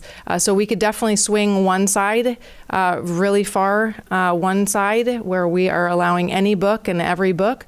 And then we can swing another side where now we're restricting every single book and trying to be so extra careful that kids don't have any books. So we really need to find that happy medium where we're looking at the books, we're seeing, okay, what is being removed, let's go through it again, and that's checks and balances. So we can't be living in a state of fear and removing every single book. I saw one was the book of I can't stand the book, but it's the one with the little boy and he's like, he runs naked down the street. You guys know which one I'm talking about? Yes. I don't know why, David, the whole thing drives me nuts, but it's just, it only drives me nuts because the way the mom, like the way it's worded, it's like, I don't like the book. But a book like that shouldn't be removed because the kid is like running down the street with his butt showing. Like it's in the context. And so I think those are the things that if we want to, as a board, if we want to figure that out, I don't know if we need a work session to speak on that and kind of figure that out. Yes. Dr. Vasquez, I think, wants to share something now. Yeah, okay. So I think just for that, I think if we could have a work session just to kind of get on the same page and see what exactly are we looking for. For me, it is sexually explicit content, and it's been that way since the beginning. And so I think just getting on the same page on that would be awesome, just to make sure that parents know on any side of the aisle that we just want kids to get an awesome education and have quality content in our schools. Thank you. Thank you. Member Dr. Castor-Dental. Yes, thank you, Madam Chair. I also wanted to ask about the book list that you're referring to. Stefana, do you know can I ask her to come to the podium to find out about the number of books that we have pulled? She might know. You're a board member, if you'd like to invite her. I would like to invite Stefana up to the podium, if you wouldn't mind, to see. I know that you kind of keep a database. So the list that is provided is the current list of books that were marked as NA, not approved for any grade pre-K through 12 in Beanstack. That review is ongoing. They haven't made their way through everything. And I did my best to go through and remove the books that were removed or marked NA for Beanstack that were, specific for teachers. Books, I even went through, and if it was a K-8 book that maybe they put the series title in, not correctly, I took that one off the list. So it went from a list of about 1,000 or so books down to about 670. And, we know that those books currently are not allowed in classroom libraries. And because the definition of a library media center is the same for media center as the same for classroom library, if you're marking a book not appropriate or not available in a classroom library, then you really shouldn't be offering it in a media center as well, because it has the same legal definition now. So what is to come is whatever ends up in the final decision as NA for K through 12 classroom libraries, it will eventually trickle over to your media centers. And anything with any bit of sexual conduct in it, because of the Diaz memo that was sent on 10/13 and interpretation of the law, it is not appropriate, because our objection criteria is being understood to be curation criteria, even though there is a part of the law that says sexual conduct can be available where it is age and developmentally appropriate. But that's not the standard that we as a district have taken, or an interpretation that we've taken so far. Okay, so the books that Member Gallo was talking about that have been pulled, they are under review still? Right. Yes. And we don't know when they will be actually reviewed and deemed eligible for our shelves? Well, yeah. Yes, Superintendent. Thank you. There's an issue of just volume, how many books. And so media specialists are the ones that review the book. And yes, the verbiage in the training says something to the effect, if you have doubt, you should or err on the side of caution. So many media specialists take that to heart. And so some of the books have been removed that, and I don't know what the titles are because I haven't seen the entire list. The team is working through the review process. And so they are prioritizing the books that, first of all, have been removed K-12. Because there may be some that were in a kindergarten, for example. I know Animal Farm was found in a kindergarten classroom library. It's not appropriate for it to be in there. So they are prioritizing those that have been removed K-12, that they are perceived not to be readable at any of those levels. And then there will be a second review that is done by groups of media specialists. But you understand there's hundreds and hundreds and hundreds of books, and they also have, another job that they're doing at the same time. So it is going to take time. The staff is, in January, Destiny will have the capabilities so that anyone can see the book removal and the reason why.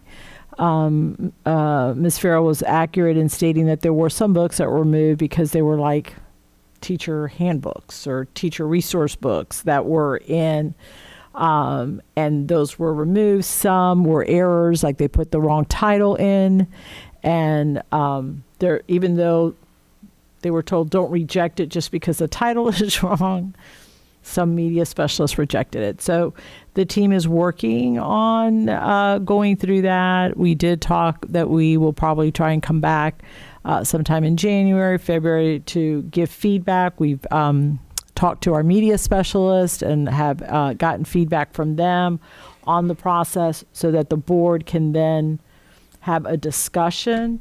I do know in talking with other superintendents when we were in Tampa, so in some districts, small, even like not half, but a lot of the titles that we have in our libraries are not in their libraries.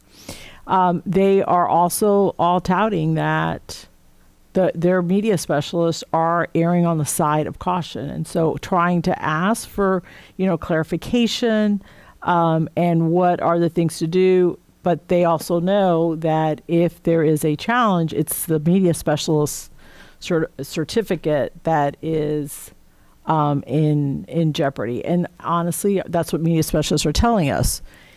If we're not sure, that's what they're telling us to do. Err on the side of caution.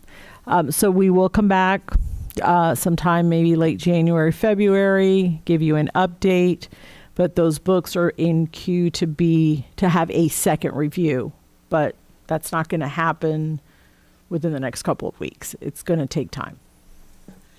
Okay, thank you. Can I follow up? Absolutely. So I understand when Member Ferrant says she's a stickler for types of books in the library, but and I understand your concern. But my concern is that the over censorship that's created by erring on the side of caution is when the media specialists err on the side of fear. And it's not They should. They should err on the side of fear. Well, they're afraid of losing their license and their livelihood, so it's a great fear. We've seen the state come after individual teachers, even in Orange County. So that's not normal. Usually we would deal with that within our own county. Allison Kibbe would deal with the media specialist. You know, it wouldn't go all the way to the Department of Education, where the whole weight of the state is there to shine a bright light on you and ruin your reputation and take away your license. So that's where the fear is. They're erring on the side of losing their license, and they're being so extreme that they're removing books like No David. I mean, there's so many books that do not fit the bill, but they're erring on the side of caution, that's actually a scary phrase for a lot of people. It's a threat. It's a threatening phrase for a lot of people. So it's not just a matter of cleaning up our bookshelves. It's so much more, and it's creating this culture of fear within our media specialists and even teachers who just want to have a library in their classroom so that kids have access. And again, it's not inconsistent with the Parents' Bill of Rights. Parents can still decide if they don't want their child to check out a certain book. We do not have to go overboard or force our media specialists to go overboard in removing so many books. They don't have time to get to them, so they're pulling them. They're in a pile of, we'll get to it later, and in the meantime, no one can read those books. That's the problem with all of this censorship. It's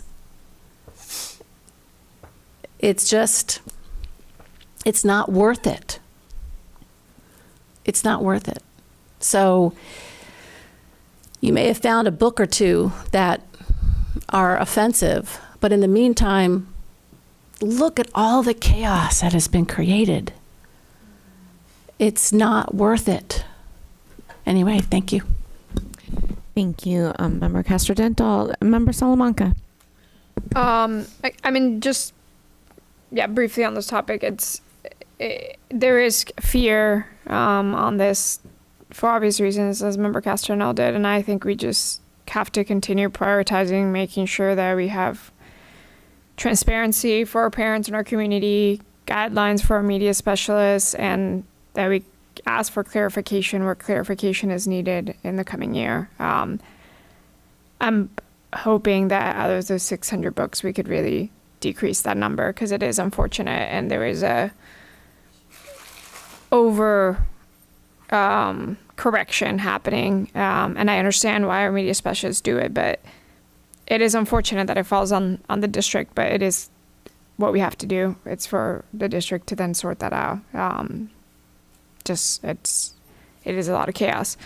The thing I originally pressed my button for was on town hall meetings. So we've been having, with the superintendent and different school board members, back to town hall meetings where we have the opportunity for parents and students and staff to come out and ask questions of the superintendent, and if the school board members there as well, on any topic that is relevant. And those have been really helpful. I know that they're going to continue into the new year. I had one already at Colonial High School. We had great attendance. So did University High School. I don't know if Dr. Williams has any videos or pictures on which one had more attendance. We had a band. A band? We had a band. I can show you. But we were getting competitive out here with our attendance to our town hall meetings. And Lake Nona High School is going to be having one. I think we ended up at February 1st, 2nd, one of those two. But it is a great opportunity. I just want to highlight for our staff and our principals and parents that this is a good chance to get to talk to us and discuss in a community and hear from Dr. Vasquez on the many conversations and topics that are very relevant to our school community. So that has been great. And then I did want to double tap on Member Gold's comment on, after I officially been on the board for a year, and it has been a lot of bumps, ups and downs, but I think one of my takeaways from this first year has continued to be the importance of making sure our students are not just test ready, but life ready and career ready, and having skills and an understanding of what the world looks like after K through 12, whether they're college or not college bound. And so that is an area that I will continue to spend a lot more time in, all things CT and beyond, and how to work with our students to just open their eyes on this. And so I'm excited to spend more time on that next year. Counting it. Yeah, you got it. Thank you. Thank you, Member Salamanca. Member Front. Please. Yes, I'm landing the plane. But I do have to just say one thing to Member Castor-Dental. This book issue started when things went unchecked and books just came flooding into our media centers. Many of them, the media specialists had no idea they were coming in because they're being sent in by the distributors or whatever. We won't go into all of that. But honestly, when I came here 2 years ago and I stood before you with a stack of books that were full of sexual content, this is like, we're talking 20, 30 F words. I mean, major cussing in the books. It is unfortunate that this school board that was on here 2 years ago and watch me as I would come. We had people come and read them. Parents coming to say, hey, my child was given this book to do a book report, and it was graphic sexual content. Not like he was on top of her or this and that. It was, he unzipped his pants. This is exactly what's going on. This is going into there. I mean, it is like graphic depictions. And I think it's funny that you think this is funny. You sit here and smirk while people's young children, even 11-year-olds, had access, because many of these have been removed, thankfully, but had access to books with graphic sexual content. If parents are that adamant about their children having access to this type of books, please, by all means, it's on Amazon. They're at your local public library. These are not banned books. This is a public school, again. And so if you all, and Member Castor-Dental, if you're so frustrated with the state having their nose in your stuff, maybe you should have been doing your job and making sure that these books were not in the libraries. But instead you sat here and you allowed them and you pushed back and you said, no, genderqueer needs to remain on the shelves. And our children need to have access to Sold and Push. Push is a rated R movie, but we had it in our schools for kids to have access to. Graphic depictions, graphic novels with actual drawings of people having sex. It is absolutely ridiculous. And so if you're so frustrated, I would look back at yourself and say, why didn't I make a difference back then? But instead, you wanted to sweep it under the rug, and it went up to the state, and now we have the state on top of it. And this ma'am needs to be removed, please and thank you. She has been barking at me the entire time that I speak. That is inappropriate. But I just want to say that. And we need to focus on education, and that is the job of our schools. Our school districts should be focused on education, not on promoting and pushing sexual content in our media centers. There are plenty of amazing books that we can have in our schools. And so I'm done.